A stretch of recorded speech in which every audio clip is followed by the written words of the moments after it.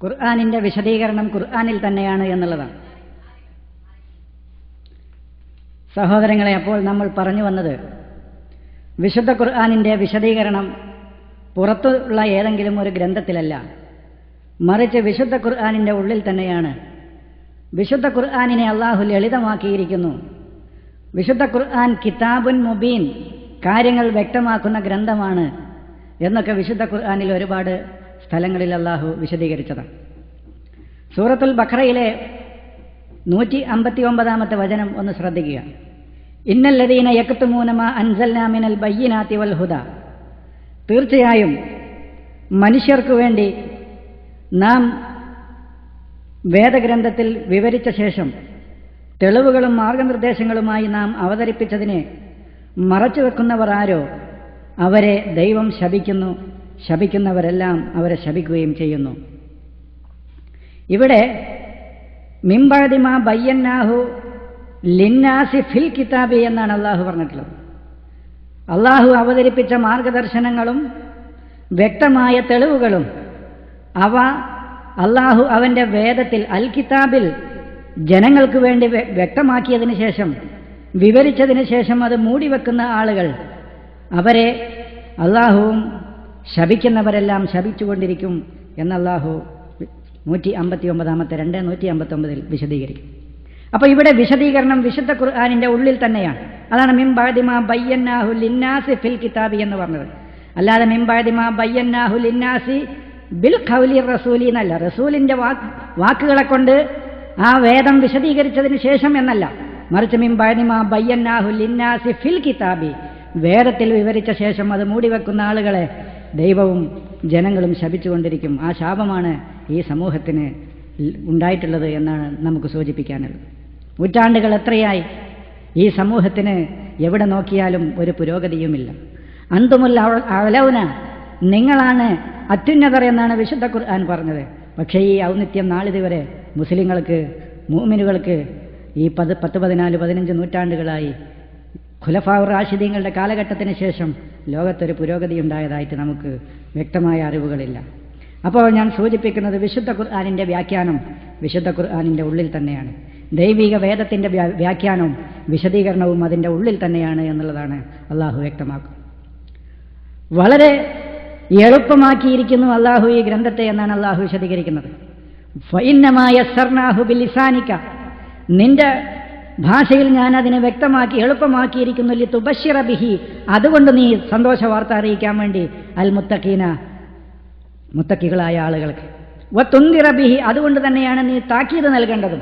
നോക്കൂ നിങ്ങൾ, ഇവിടെ ഈ വ്യവസ്ഥിതി അനുസരിച്ച് ജീവിച്ചാൽ, അള്ളാഹുവിന്റെ കൽപ്പനകൾ അനുസരിച്ച് ജീവിച്ചാൽ അവന് മോക്ഷമുണ്ട്, അവന് രക്ഷയുണ്ട്, അവന് സ്വർഗമുണ്ട് എന്ന് സന്തോഷ വാർത്ത അറിയിക്കേണ്ടത് എന്തുകൊണ്ടാണ്? ബിഹി, ഈ ഖുർആൻ കൊണ്ട് മാത്രമാണ്. അവിടെ ബിഹിമ എന്ന് പറഞ്ഞിട്ടില്ല. അതുപോലെ തന്നെ വതുൻദിറ ബിഹി, ഇതുകൊണ്ടാണ് നീ താക്കീത് വാണിഞ്ഞു കൊടുക്കേണ്ടത്, താക്കീത് കൊടുക്കേണ്ടത് എന്ന് പറഞ്ഞത്. അവിടെയും ഖുർആനും ഹദീസ് കൊണ്ടും എന്ന് പറയുന്ന ഒന്നില്ല. വിശ്വാസികൾക്ക് ഖബറിലോ നരകത്തിലോ ഉണ്ടായി അവരനുഭവിക്കേണ്ട, അവർ നേരിടേണ്ടി വരുന്ന ശിക്ഷകളെക്കുറിച്ച്, അവരഭിമുഖീകരിക്കേണ്ട ശിക്ഷകളെക്കുറിച്ച് അവർക്ക് വാണിങ്, അവർക്ക് താക്കീത് കൊടുക്കേണ്ടത്, മുന്നറിയിപ്പ് കൊടുക്കേണ്ടത് ഏതുകൊണ്ടാണ്? ബിഹി, ഈ ഖുർആൻ കൊണ്ട് തന്നെയാണ്. അങ്ങനെ അതിനുവേണ്ടി ഈ ഖുർആനിനെ നിന്റെ ഭാഷയിൽ ഞാൻ ലളിതമാക്കിയിരിക്കുന്നു എന്നാണ് 1999 അള്ളാഹു വിശദീകരിക്കുന്നത്. അപ്പോൾ ഈ വചനത്തിൽ നിന്നൊക്കെ ഇപ്പോൾ 159 നിന്ന് മനസ്സിലാകുന്നത് കത്തമ, മൂടിവെക്കുക എന്നതിൻ്റെ വിപരീതമായിട്ടാണ് അള്ളാഹു ബയ്യന, വ്യക്തമാക്കുക എന്ന് അള്ളാഹു ഉപയോഗിച്ചിട്ടുള്ളത്.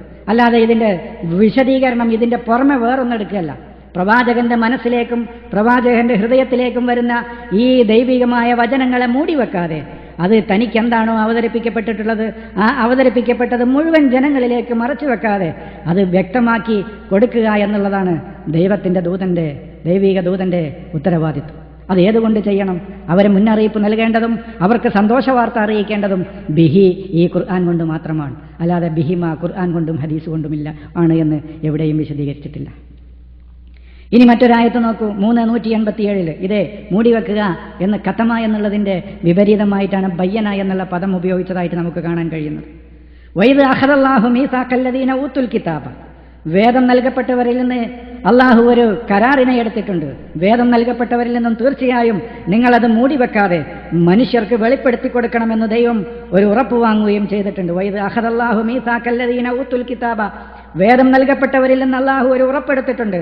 എന്ത്? ലതുബയ്യിനുന്നഹു, നിങ്ങൾ തീർച്ചയായും അത് വെളിവാക്കി കൊടുക്കുക തന്നെ ചെയ്യണം. ലിന്നാസി, ജനങ്ങൾക്ക്. വലാ തക്തുമൂനഹു, അതിനെ മൂടിവെക്കരുത്. ഫനബദൂഹു, അങ്ങനെ പറഞ്ഞിട്ട് അവരതിനെ വലിച്ചെറിഞ്ഞു. വറാ അൽഹൂരിഹിം, അവരുടെ പുറകിലേക്ക് അവർ വലിച്ചെറിഞ്ഞു എന്ന് വേദക്കാരെ കുറിച്ച് പറഞ്ഞു. അതേ അവസ്ഥ തന്നെയാണ് നമ്മുടെ സമൂഹത്തിനും. ഈ ദൈവത്തിന്റെ ഈ വേദമാവുന്ന അൽ ഖുർആനിനെ, ഈ അൽ കിതാബിനെ മൂടിവെക്കാതെ അതിലുള്ള മുഴുവൻ കാര്യങ്ങളും ജനങ്ങൾക്ക് വ്യക്തമാക്കി കൊടുക്കാൻ നമ്മെ ഏൽപ്പിച്ചിട്ട് നാം എന്ത് ചെയ്തു? ഈ വിശുദ്ധ ഖുർആനിനെ മറച്ചുവെക്കുകയും വിശുദ്ധ ഖുർആനിന് പുറമേയുള്ള പ്രമാണങ്ങളെയും ഗ്രന്ഥങ്ങളെയും പുസ്തകങ്ങളെയും നാട്ടുനടപ്പുകളെയും ഒക്കെ നാം തേടിപ്പോവുകയാണ് ചെയ്തത്. അപ്പോൾ ഞാൻ സൂചിപ്പിക്കുന്നത് ഇതിൻ്റെ ഈ കത്തമ എന്നുള്ളതിൻ്റെ വിപരീതമായിട്ടാണ് ഇവിടെ ബയ്യന എന്ന് പറഞ്ഞതും. അത് വേദക്കാരുടെയും ഉത്തരവാദിത്തമായിരുന്നു. അങ്ങനെ ഒരു ഉറപ്പ് വേദക്കാരിൽ നിന്നും അല്ലാഹു എടുത്തിട്ടുണ്ട് എന്നാണ് പറയുന്നത്. അതിനർത്ഥം അവർക്ക് നൽകപ്പെട്ട വേദങ്ങളുടെ ഒരു വ്യാഖ്യാന ഗ്രന്ഥങ്ങൾ അവരെ കൊണ്ട് എഴുതിയുണ്ടാക്കിക്കണം എന്നല്ല, അതാണ് പറഞ്ഞത്. ഇനി നോക്കൂ, ഇനി ഖുർആനിൻ്റെ തഫ്സീർ, ഇനി തഫ്സീർ ഇപ്പോൾ ബയാനി എന്ന് പറഞ്ഞു, ഇനി തഫ്സീറാണെങ്കിലോ? തഫ്സീറും വിശുദ്ധ ഖുർആനിന്റെ തഫ്സീറും അള്ളാഹു തന്നെയാണ് നമുക്ക് നൽകുന്നത് എന്നാണ് പറയുന്നത്. വലാ യഅ്തൂനക ബിമസലിൻ ഇല്ലാ ജിനാക ബിൽ ഹഖ് വഅഹ്സന തഫ്സീറ എന്ന് 25-ാം അധ്യായം 33-ാം വചനത്തിൽ അള്ളാഹു പറയുന്നു.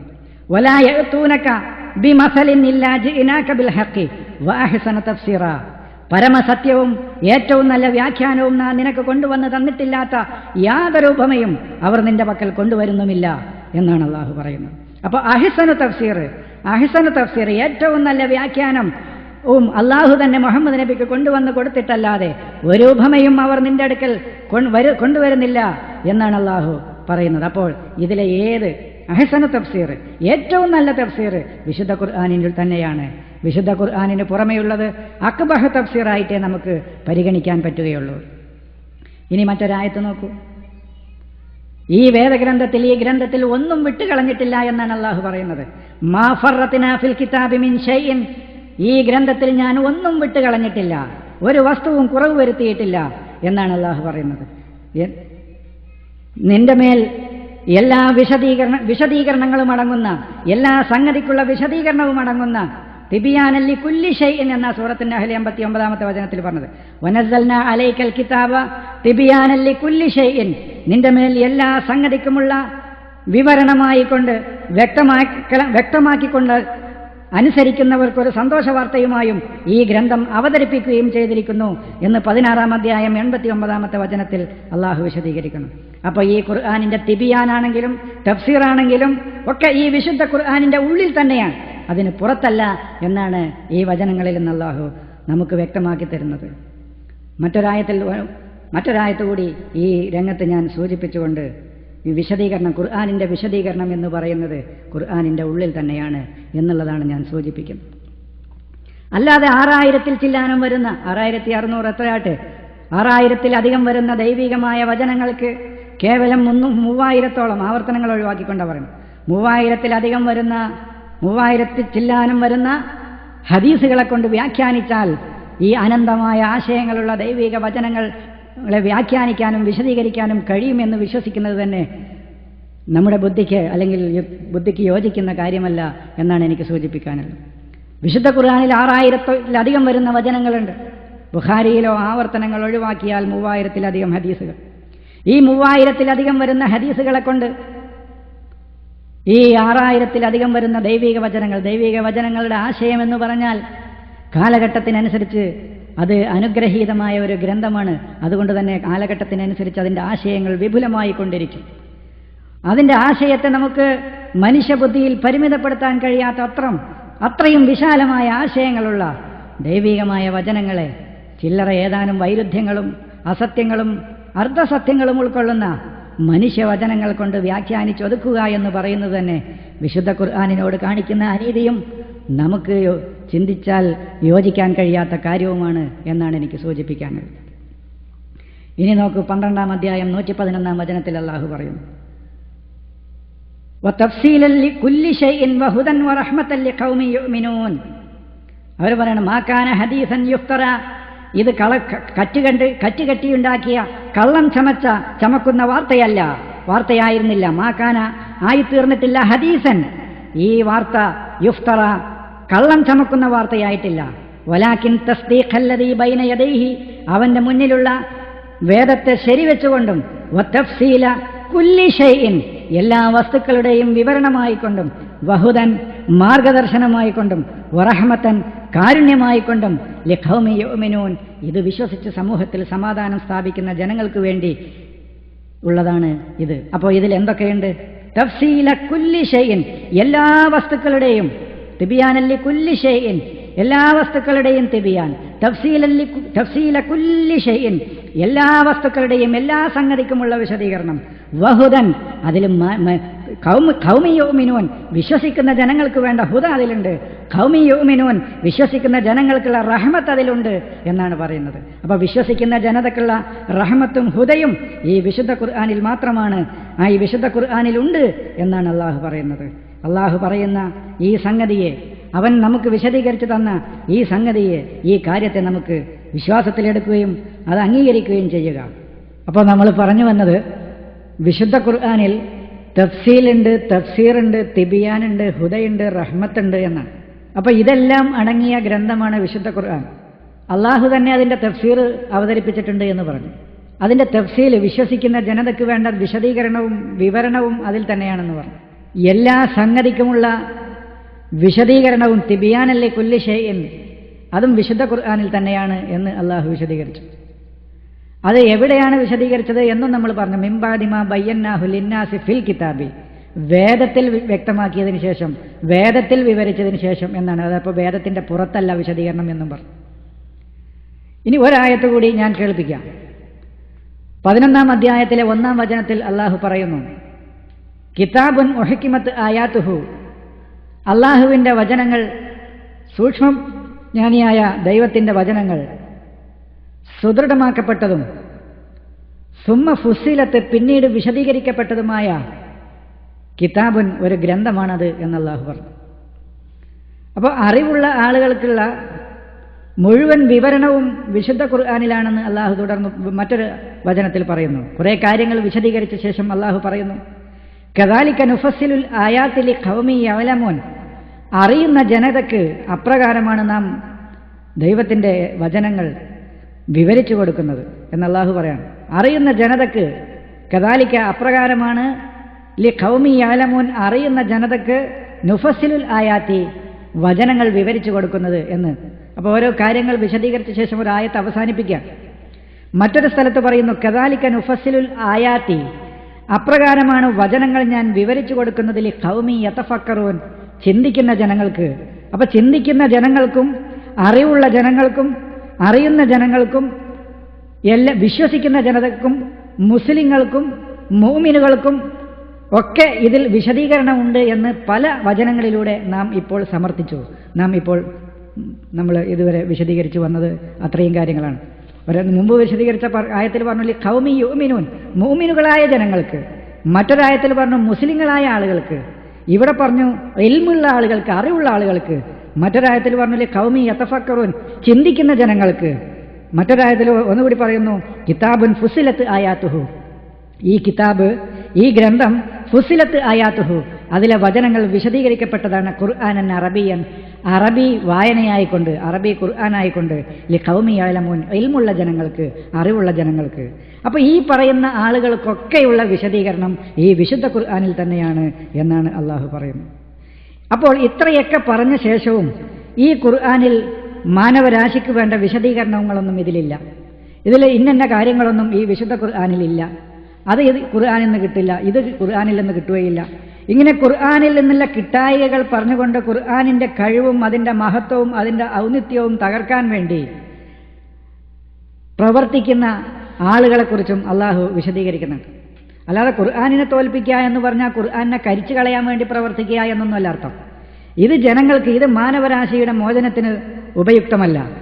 ഇത് മാനവരാശിക്ക് വേണ്ട മുഴുവൻ വിശദീകരണവും ഒരു സമൂഹത്തിൻ്റെ മോചനത്തിനും ആ ജനതയുടെ അന്തിമമായ ജീവിത വിജയത്തിനും ആവശ്യമായ മുഴുവൻ കാര്യങ്ങളൊന്നും ഈ വേദഗ്രന്ഥത്തിൽ നിന്ന് കിട്ടുകയില്ല എന്ന് പറഞ്ഞുകൊണ്ട് ഈ ഖുർആനിൻ്റെ കഴിവിനെ കുറച്ചു കാണിക്കാനും നശിപ്പിക്കാനും വേണ്ടി പ്രവർത്തിക്കുക എന്നത് തന്നെയാണ് ഈ ഖുർആനിനെ തോൽപ്പിക്കാൻ വേണ്ടിയുള്ള പ്രവർത്തനം എന്നാണ് നമുക്ക് പറയാനുള്ളത്. അത് സൂറത്ത് 34 അധ്യായം 5 വചനത്തിൽ അള്ളാഹു പറയുന്നു, വല്ലദീന സഅഉ ഫീ ആയാതിന, എന്റെ ഈ വചനങ്ങളെ മുആജിസീന, അശക്തമാക്കുന്നതിന് വേണ്ടി പ്രവർത്തിക്കുകയും പരിശ്രമിക്കുകയും ചെയ്യുന്ന ആളുകൾ, ഉലൈക ലഹും അദാബും മിൻ റിജ്സിൻ അലീം, അവർക്ക് വേദനാജനകമായ ശിക്ഷയുണ്ടായിരിക്കുമെന്ന് അള്ളാഹു വിശുദ്ധ ഖുർആനിൽ താക്കീത് നൽകുന്നു. അപ്പോൾ അള്ളാഹുവിന്റെ വചനങ്ങളെ തോൽപ്പിക്കുക എന്ന് പറയുന്നത് അജിസാക്കുക, അശക്തമാക്കുക, അതിനൊരു ശക്തിയുമില്ല. മാനവരാശിക്ക് വേണ്ട മാർഗനിർദ്ദേശങ്ങളോ അവരുടെ ജീവിത വിജയത്തിന് വേണ്ട മുഴുവൻ കാര്യങ്ങളും ഒന്നും ഈ വിശുദ്ധ ഖുർആനിൽ വിശദീകരിച്ചിട്ടില്ല. അത് കേവലം പുണ്യത്തിന് വായിക്കാനോ അല്ലെങ്കിൽ അത് വായിച്ചാൽ തന്നെ ഭിന്നതയുണ്ടാക്കാനോ മാത്രമേ ഉപയുക്തമാക്കുകയുള്ളൂ. പിന്നീട് ആ ഭിന്നത തീർക്കണമെങ്കിൽ മനുഷ്യനിർമ്മിതമായ ഗ്രന്ഥങ്ങൾ ആവശ്യമാണ് എന്നുള്ള രൂപത്തിലൊക്കെ വിശദീകരിക്കൽ തന്നെയാണ് ഖുർആനിന്റെ അജിസ്. ഖുർആനിനെ ശക്തി കുറക്കലും അതിൻ്റെ ശക്തിയെ ക്ഷയിപ്പിക്കാനുള്ള പ്രവർത്തനവും അത് തന്നെയാണ് എന്നാണ് നമുക്ക് സൂചിപ്പിക്കാനുള്ളത്. അപ്പൊ ഇങ്ങനെ പറഞ്ഞപ്പോൾ അവർ പറഞ്ഞത് മുമ്പ് പ്രവർത്തിച്ചിരുന്ന ആളുകളെ കുറിച്ചാണ്. എന്നാൽ അള്ളാഹു പറയുന്നു ഇപ്പോൾ പ്രവർത്തിച്ചു കൊണ്ടിരിക്കുന്ന ആളുകളെക്കുറിച്ചും അതേ അധ്യായത്തിൽ തന്നെ അള്ളാഹു പറയുന്നുണ്ട്, വല്ലദീന യസ്അഊന ഫീ ആയാതിന, എന്റെ വചനങ്ങളുടെ കാര്യത്തിൽ പരിശ്രമിക്കുന്നവർ. എന്തിന്? മുആജിസീന, പരിശ്രമിച്ചുകൊണ്ടിരിക്കുന്ന ആളുകൾ. മുആജിസീന, അതിനെ അശക്തമാക്കുന്നതിനു വേണ്ടി. ഉലൈക ഫിൽ അദാബി മുഹ്ളറൂൻ, അവർ ശിക്ഷയിൽ ഹാജരാക്കപ്പെടുന്നതാണ്. അപ്പൊ ഇതാണ് നമ്മുടെ വചനങ്ങളെ തോൽപ്പിക്കുന്നവരായി പരിശ്രമിക്കുന്നവരാരോ അവർ ശിക്ഷയിൽ ഹാജരാക്കപ്പെടുന്നവരായിരിക്കുമെന്ന് ഈ 34 അധ്യായം 38 വചനത്തിൽ പറയുന്നു. അപ്പൊ ദൈവത്തിന്റെ വേദം മതിയാകില്ല, അത് വ്യക്തമല്ല, എല്ലാ കാര്യങ്ങളും അതിലില്ല. അത് പുണ്യത്തിന് വായിക്കാനേ പറ്റൂ. അത് വായിച്ചാൽ ജനങ്ങൾക്കിടയിൽ ഭിന്നതയാണ് ഉണ്ടാവുക. ആ ഭിന്നത തീർക്കണമെങ്കിൽ ഒരു വിഷയത്തിൽ പോലും പൂർണ്ണമായി യോജിപ്പില്ലാത്ത, വായനയിൽ പോലും തർക്കം തീരാത്ത, പ്രവാചകന്റെ മരണത്തിന് ശേഷം 1250 കൊല്ലം കഴിഞ്ഞ ശേഷം എഴുതിയുണ്ടാക്കപ്പെട്ട മനുഷ്യനിർമ്മിത വചനങ്ങൾ കൊണ്ട് സാധ്യമാവൂ എന്നുള്ള ഈ രൂപത്തിലുള്ള വാദങ്ങളും പ്രവർത്തനങ്ങളും എല്ലാം ഒക്കെ തന്നെയാണ് ഈ ദൈവികമായ വചനങ്ങളെ തോൽപ്പിക്കാനുള്ള പ്രവർത്തനം എന്നാണ് നമുക്ക് സൂചിപ്പിക്കാനുള്ളത്, നമുക്ക് പറയാനുള്ളത്. അങ്ങനെ പ്രവർത്തിക്കുന്ന ആളുകൾക്ക് അല്ലാഹു 2 ആയത്തിലും പറഞ്ഞു. ഒന്നാമത്തെ ആയത്തിൽ 5-ാമത്തെ വചനത്തിൽ പറഞ്ഞത് ലഹും അദാബും മിൻ റിജ്സിൻ അലീം എന്നും, 38-ാമത്തെ വചനത്തിൽ ഉലൈക ഫിൽ അദാബി മുഹ്ളറൂൻ, അവർ ദൈവികമായ ശിക്ഷയിൽ ഹാജരാക്കപ്പെടുന്നവരായിരിക്കുമെന്നും ആണ് അള്ളാഹു പറയുന്നത്.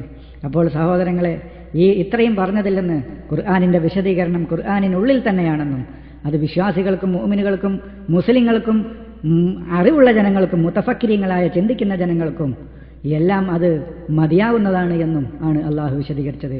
ഇത് മതിയാകില്ല എന്നും മറ്റു പല ഗ്രന്ഥങ്ങളും പ്രമാണങ്ങളും മതസ്രോതസ്സുകളും നമുക്ക് ആവശ്യമാണെന്നും പറയുകയും അതിനുവേണ്ടി പ്രവർത്തിക്കുകയും അവ തേടിപ്പോവുകയും ചെയ്യുന്നത് തന്നെയാണ് ദൈവികമായ വചനങ്ങളെ തോൽപ്പിക്കലും അതിൻ്റെ ശക്തി കുറച്ച് കാണിക്കലുമെന്നാണ് ഞാൻ സൂചിപ്പിച്ചത്.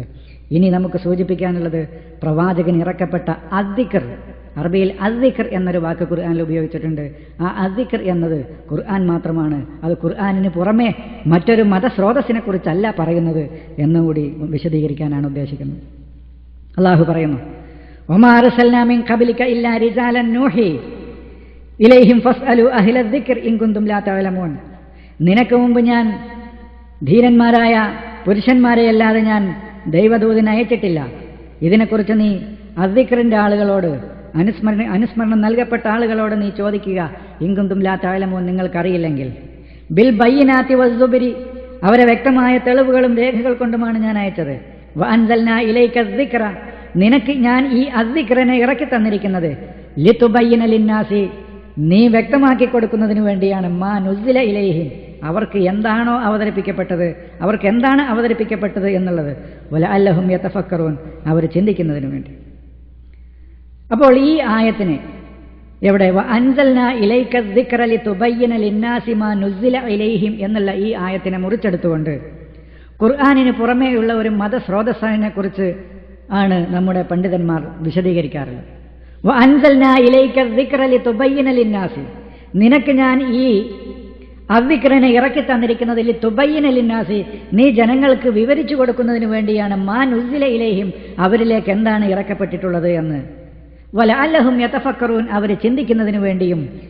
ഈ ഒരു ആയത്തിന്റെ ഈ പകുതി ഭാഗം മുറിച്ചെടുത്തുകൊണ്ട് കുറച്ച് ഭാഗം മാത്രം അതിൽ നിന്ന് കട്ട് ചെയ്തെടുത്തുകൊണ്ട് ഇന്ന് രണ്ടാം പ്രമാണത്തിന്, അതായത് ഖുർആനിന് പുറമെ മറ്റൊരു മതസ്രോതസ്സിന് തെളിവുദ്ധരിക്കാറുണ്ട്. ഈ ആയത്തിന്റെ പൂർണ്ണ രൂപം നാം മനസ്സിലാക്കുമ്പോഴേ ഇവിടെ പറയുന്ന കാര്യം എന്താണെന്ന് വളരെ വ്യക്തമാവുകയുള്ളൂ. പൂർണ്ണമായിട്ട് ആദ്യം പറഞ്ഞല്ലോ ഒമാ അർസൽനാ മിൻ റസൂൽ മിൻ ഖബലിക മിൻ ഇല്ലാ റിജാലൻ എന്ന് പറഞ്ഞിട്ട് അവിടുന്ന് നിനക്ക് മുമ്പ് ഞാൻ റിജാലുകളെ അല്ലാതെ അയച്ചിട്ടില്ല എന്ന് പറഞ്ഞ,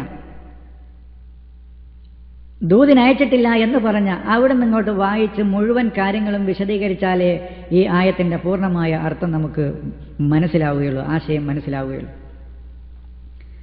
ഈ നമുക്കിവിടെ സൂചിപ്പിക്കാനുള്ളത് ഈ ആയത്ത് അവസാനിപ്പിക്കുന്നത് തന്നെ ലഅല്ലഹും യതഫക്കറൂൻ എന്ന് പറഞ്ഞുകൊണ്ടാണ്. അവർ ചിന്തിക്കുന്നതിന് വേണ്ടി. അപ്പൊ ചിന്തിക്കുന്നതിന് വേണ്ടി എന്ന് പറഞ്ഞതോടുകൂടി തന്നെ ഒരു വിശദീകരണം പ്രവാചകൻ ഒരു വിശദീകരണം ഈ ആയത്തുകൾക്ക് വേറൊരു വിശദീകരണം നൽകി. ഇനി മറ്റൊരാൾക്കും ചിന്തിക്കാൻ വകുപ്പില്ലാത്ത രൂപത്തിൽ പ്രവാചകൻ വിശദീകരിച്ചു വെച്ചിരിക്കുന്നു എന്ന ഒരു വിശദീകരണത്തിന്റെ ആവശ്യകതയെ തന്നെയാണ് തള്ളിക്കളയുന്നത്. കാരണം നമുക്ക് ദൈവികമായ വചനങ്ങളെ ചിന്തിക്കണമെങ്കിൽ ആ വചനങ്ങൾ സ്വതന്ത്രമായിട്ട് തന്നെ നിലനിൽക്കണം. അതുകൊണ്ടാണ് അവർ ആ ദിക്ർ നിനക്ക് ഞാൻ ഇറക്കി തന്നിരിക്കുന്നത് എന്ന് പറഞ്ഞിട്ടില്ല, തുബയ്യന ലിന്നാസി മാ നുസില ഇലൈഹിം എന്ന് പറഞ്ഞിട്ടില്ല, അല്ലഹും യതഫക്കറൂൻ അവർ ചിന്തിക്കുന്നതിന് വേണ്ടി എന്ന് പറയുന്നത് ദൈവികമായ വചനങ്ങളുടെ മനസ്സിലാക്കുകയും അറിയുകയും ചെയ്യുന്നതിന് വേണ്ടിയിട്ടുള്ള ചിന്തയെക്കുറിച്ചാണ് അവിടെ പറയുന്നത്. പ്രവാചകൻ ഇതിന് വിശദീകരണം പറഞ്ഞു കഴിഞ്ഞു പോയി. ഇനി നമുക്കിതിൽ വേറെ പ്രത്യേകിച്ച് ആവശ്യങ്ങളൊന്നുമില്ല, ആ വിശദീകരണം എടുത്ത് മനസ്സിലാക്കിയാൽ മതിയെങ്കിൽ പിന്നെ എന്തിനാണ് അവർ ചിന്തിക്കാൻ വേണ്ടി എന്ന് പറഞ്ഞത്? അതിൻ്റെ ആവശ്യമില്ല. അപ്പോൾ ഇവിടെ ഒന്ന് സൂചിപ്പിക്കാനുള്ളത്, നബി ചിന്തിച്ച് വിശദീകരിക്കാനാണെങ്കിൽ നമുക്ക് ജനങ്ങളായ ആളുകൾക്ക് ചിന്തിക്കേണ്ടതില്ല. വേദക്കാർക്ക് തെളിവുകളും പ്രമാണങ്ങളും കൊണ്ട് പൂർവ്വ പ്രവാചകന്മാരെ അയച്ചു എന്ന് അള്ളാഹു പറഞ്ഞ ശേഷം ഈ അഭിസംബോധന പിന്നീട് ആദ്യം അതും പറഞ്ഞു, എന്നിട്ട് അഭിസംബോധന പ്രവാചകനിലേക്ക് മുഹമ്മദ് നബിയിലേക്ക് മാറ്റുകയും എന്നിട്ട് നിനക്ക് ഈ അദ്ദിക്ർ ഞാൻ അവതരിപ്പിച്ചു തന്നിരിക്കുന്നത് പ്രസ്തുത വേദക്കാർക്ക് തെളിവുകളും പ്രമാണങ്ങളുമായി ഇറക്കിയിരുന്നത് എന്താണെന്ന് പ്രവാചകനായ നീ വ്യക്തമാക്കി കൊടുക്കുവാൻ വേണ്ടിയാണെന്നും പറയുന്നു. കാരണം അവർക്ക് ഇറക്കപ്പെട്ടിരുന്ന, ആ വേദക്കാരായ ആളുകൾക്ക് ഇറക്കപ്പെട്ടിരുന്ന തെളിവുകളും പ്രമാണങ്ങളുമെല്ലാം അവർ സ്വയം ഭേദഗതി വരുത്തുകയും തിരുത്തലുകൾ വരുത്തുകയും അവർ തന്നെ പലതും സ്വയം നിർമ്മിക്കുകയും അവർക്ക് നൽകപ്പെട്ട വേദത്തിൽ അവർ ഭിന്നിക്കുകയും ചെയ്തിരുന്നുവല്ലോ. അപ്പോൾ അവർ ഏതൊക്കെ കാര്യത്തിലാണ് ഭിന്നിച്ചിരുന്നത് എന്നും ശരിയായ രൂപത്തിൽ അവർക്ക് എന്താണ് അവതരിപ്പിക്കപ്പെട്ടിരുന്നത് എന്ന് നീ വ്യക്തമാക്കി കൊടുക്കുന്നതിന് വേണ്ടിയാണ് ഈ അദ്ദിക്ർ നിന്നിലേക്ക് ഇറക്കപ്പെട്ടിരിക്കുന്നത് എന്നാണ് നമ്മൾ ഇവിടെ ശരിക്ക് പറയും. അതാണ് ആദ്യം മുതൽ ഇങ്ങനെ പറഞ്ഞു പോരണമെന്നാണ്. അതായത് വേദക്കാരായ ആളുകൾ അവർക്ക് ഇറക്കപ്പെട്ടിരുന്ന പ്രമാണങ്ങളിലും തെളിവുകളിലും ഭിന്നിക്കുകയും അവർ സ്വയം ഭേദഗതി വരുത്തുകയും അതിന് തിരുത്തലുകൾ വരുത്തുകയും ചെയ്തിരുന്ന സന്ദർഭത്തിൽ അവർക്ക് എന്താണ് ശരിയായ രൂപത്തിൽ, ഇപ്പം അവർ പറയുന്നതൊന്നുമല്ല, അവർക്ക് എന്താണ് ശരിയായ രൂപത്തിൽ മുമ്പ് അവതരിപ്പിക്കപ്പെട്ടിരുന്നത് എന്ന് വ്യക്തമാക്കി കൊടുക്കുന്നതിന് വേണ്ടിയാണ് ഈ വേദം നിനക്ക് ഞാൻ ഇറക്കി, ഈ അദ്ദിക്ർ ഞാൻ നിനക്കിറക്കി തന്നിരിക്കുന്നത്. അപ്പൊ ഈ അദ്ദിക്ർ നബി അങ്ങോട്ട് വ്യക്തമാക്കി കൊടുക്കുന്നതോടുകൂടി അവർ ഇപ്പോൾ ഈ ഭിന്നിച്ച പ്രശ്നങ്ങൾ, അവർ ഭേദഗതി വരുത്തിയ പ്രശ്നങ്ങൾ, അവർ മാറ്റത്തിരുത്തലുകൾ വരുത്തിയ പ്രശ്നങ്ങളിൽ അതിൽ ഏതാണ് ശരി എന്നുള്ളത് അവർക്ക് വ്യക്തമാകും. ഇതിനു വേണ്ടിയാണ് മുഹമ്മദ് നബിക്ക് ഈ അദ്ദിക്ർ ഇറക്കി കൊടുത്തിരിക്കുന്നത് എന്നാണ് പറയുന്നത്. അപ്പോൾ ഒരു പൂർവ്വ വേദക്കാരുടെ കാര്യങ്ങൾ പറഞ്ഞു പോരുന്നതിൻ്റെ ഒരു ആയത്തിൻ്റെ ഇടയിൽ നിന്ന് അൻസൽനാ ഇലൈക ദിക്റ ലിതുബയ്യിന എന്ന് അവിടെ നിന്ന് അത് മാത്രം കിട്ടും അടർത്തിയെടുത്ത് അർത്ഥം പറയുമ്പോൾ നമുക്ക് ആ കാര്യം വ്യക്തമാവുകയില്ല. അത് ആദ്യം മുതൽ ഇങ്ങോട്ട് പറയുമ്പോഴാണ് ഈ ലിന്നാസി, ആ ജനങ്ങൾക്ക് എന്ന് പറഞ്ഞത് ഏത് ജനങ്ങളാണ് എന്ന് അവിടെ വ്യക്തമാകുള്ളൂ. ആ സന്ദർഭത്തിൽ നിന്ന് ഏത് ജനമാണ് എന്ന് അവിടുന്ന് നമുക്ക് വ്യക്തമാവുകയുള്ളൂ. ഏത് ജനമാണത് എന്നുള്ളത്. ഇനി ഇവിടെ വേറൊരു കാര്യം കൂടി സൂചിപ്പിക്കാനുണ്ട്. ശരിക്കും ബയ്യന എന്ന് പറയുന്നത് ഇതിന് തഫ്സീർ എടുക്കലല്ല. അത് നമ്മൾ പറഞ്ഞു ഇന്നല്ലദീന കഴിഞ്ഞ പിന്നെ ബയാന് വിശദീകരിച്ചപ്പോൾ നമ്മൾ പറഞ്ഞു ഇന്നല്ലദീന യക്തുമൂന മാ അൻസൽനാ മിനൽ ബയ്യിനാതി വൽ ഹുദാ മിൻ ബഅദി മാ ബയ്യനാഹു ലിന്നാസി. അപ്പോൾ ബയ്യന എന്നുള്ളതിൻ്റെ വിപരീതമായിട്ട് കതമയുടെ വിപരീതമായിട്ട് ബയ്യന.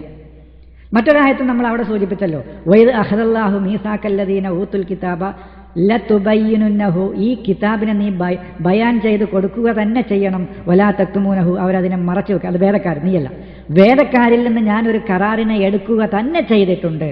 എന്ത്? ഈ വേദഗ്രന്ഥത്തെ മൂടി വെക്കാതെ വ്യക്തമാക്കി കൊടുക്കണം. അപ്പോൾ കത്തുമാന് അതിൻ്റെ വിപരീതമായിട്ടാണ് തുബയ്യന വ്യക്തമാക്കി കൊടുക്കുന്നതിന് വേണ്ടി എന്ന് പറഞ്ഞത്, അല്ലാതെ അതിൻ്റെ വിശദീകരണം എടുക്കുക എന്നുള്ള അർത്ഥത്തിനുമല്ല. ഇനി ഇവിടെ ലിന്നാസി എന്നുള്ള ഒരു കാര്യത്തെ സൂചിപ്പിക്കാനുണ്ട്. അവിടെയാണ് പിന്നെ ഒരു പ്രശ്നമുള്ളത്. ഇവിടെ മുഴുവൻ ജനങ്ങളെയും അല്ല ഉദ്ദേശിക്കുന്നത് എന്നുള്ളത്. സന്ദർഭത്തിൽ ഒരു സംഗതി ഇങ്ങനെ ഒരു കാര്യം ഇങ്ങനെ പറഞ്ഞു പോരുമ്പോൾ അവിടെ ഒരു പദം ഉപയോഗിച്ചാൽ ആ പദം ആരെയാണ്, ആ പറഞ്ഞു പോരുന്ന ആളുകളെയാണ് ഉദ്ദേശിക്കുന്നത് എന്നാണ് നമ്മൾ മനസ്സിലാക്കേണ്ടത്. അത് ഈ അഹ്ലു സുന്നത്ത് വൽ ജമാഅത്ത്, അതായത് നമ്മുടെ പാരമ്പര്യവാദികളായ മുസ്ലിങ്ങൾ എഴുതി വെക്കപ്പെട്ട ഗ്രന്ഥങ്ങളിൽ നിന്നും തഫ്സീർ വ്യാഖ്യാന ഗ്രന്ഥങ്ങളിൽ നിന്ന് തന്നെ ഈ ആശയം വ്യക്തമാണ്. നമുക്കവിടെ പ്രത്യേകിച്ച് വേറെ ചില കാര്യങ്ങൾ പറയാനുണ്ട്. പക്ഷെ ഇപ്പോൾ പാരമ്പര്യവാദികളായ ആളുകൾ വ്യാഖ്യാനിച്ച് വിശദീകരിച്ച് എഴുതി വെച്ച അവരുടെ തഫ്സീറിൽ നിന്ന് തന്നെ അന്നാസ് എന്ന് പറയുന്ന പദത്തിന് എല്ലാ സ്ഥലത്തും അവർ മാനവരാശിയെ മുഴുവൻ ഉദ്ദേശിച്ചുകൊണ്ട് പറഞ്ഞതായിട്ട് നമുക്ക് കാണാൻ കഴിയില്ല. ഉദ്ദേശിക്കുന്ന സ്ഥലങ്ങളുണ്ട്, മുഴുവനായിട്ട് ഉദ്ദേശിക്കാത്ത സ്ഥലങ്ങളുണ്ട് എന്ന് ഇവരുടെ വ്യാഖ്യാന ഗ്രന്ഥങ്ങളിൽ നിന്ന് നമുക്ക് കാണാൻ കഴിയും. മറ്റതിൻ്റെ ശരിയായ തലത്തിലേക്കൊക്കെ പിന്നീട് നമുക്ക് വിശദീകരണം പോകാം. അതിൽ ഒരേ സ്ഥലം നോക്കുക.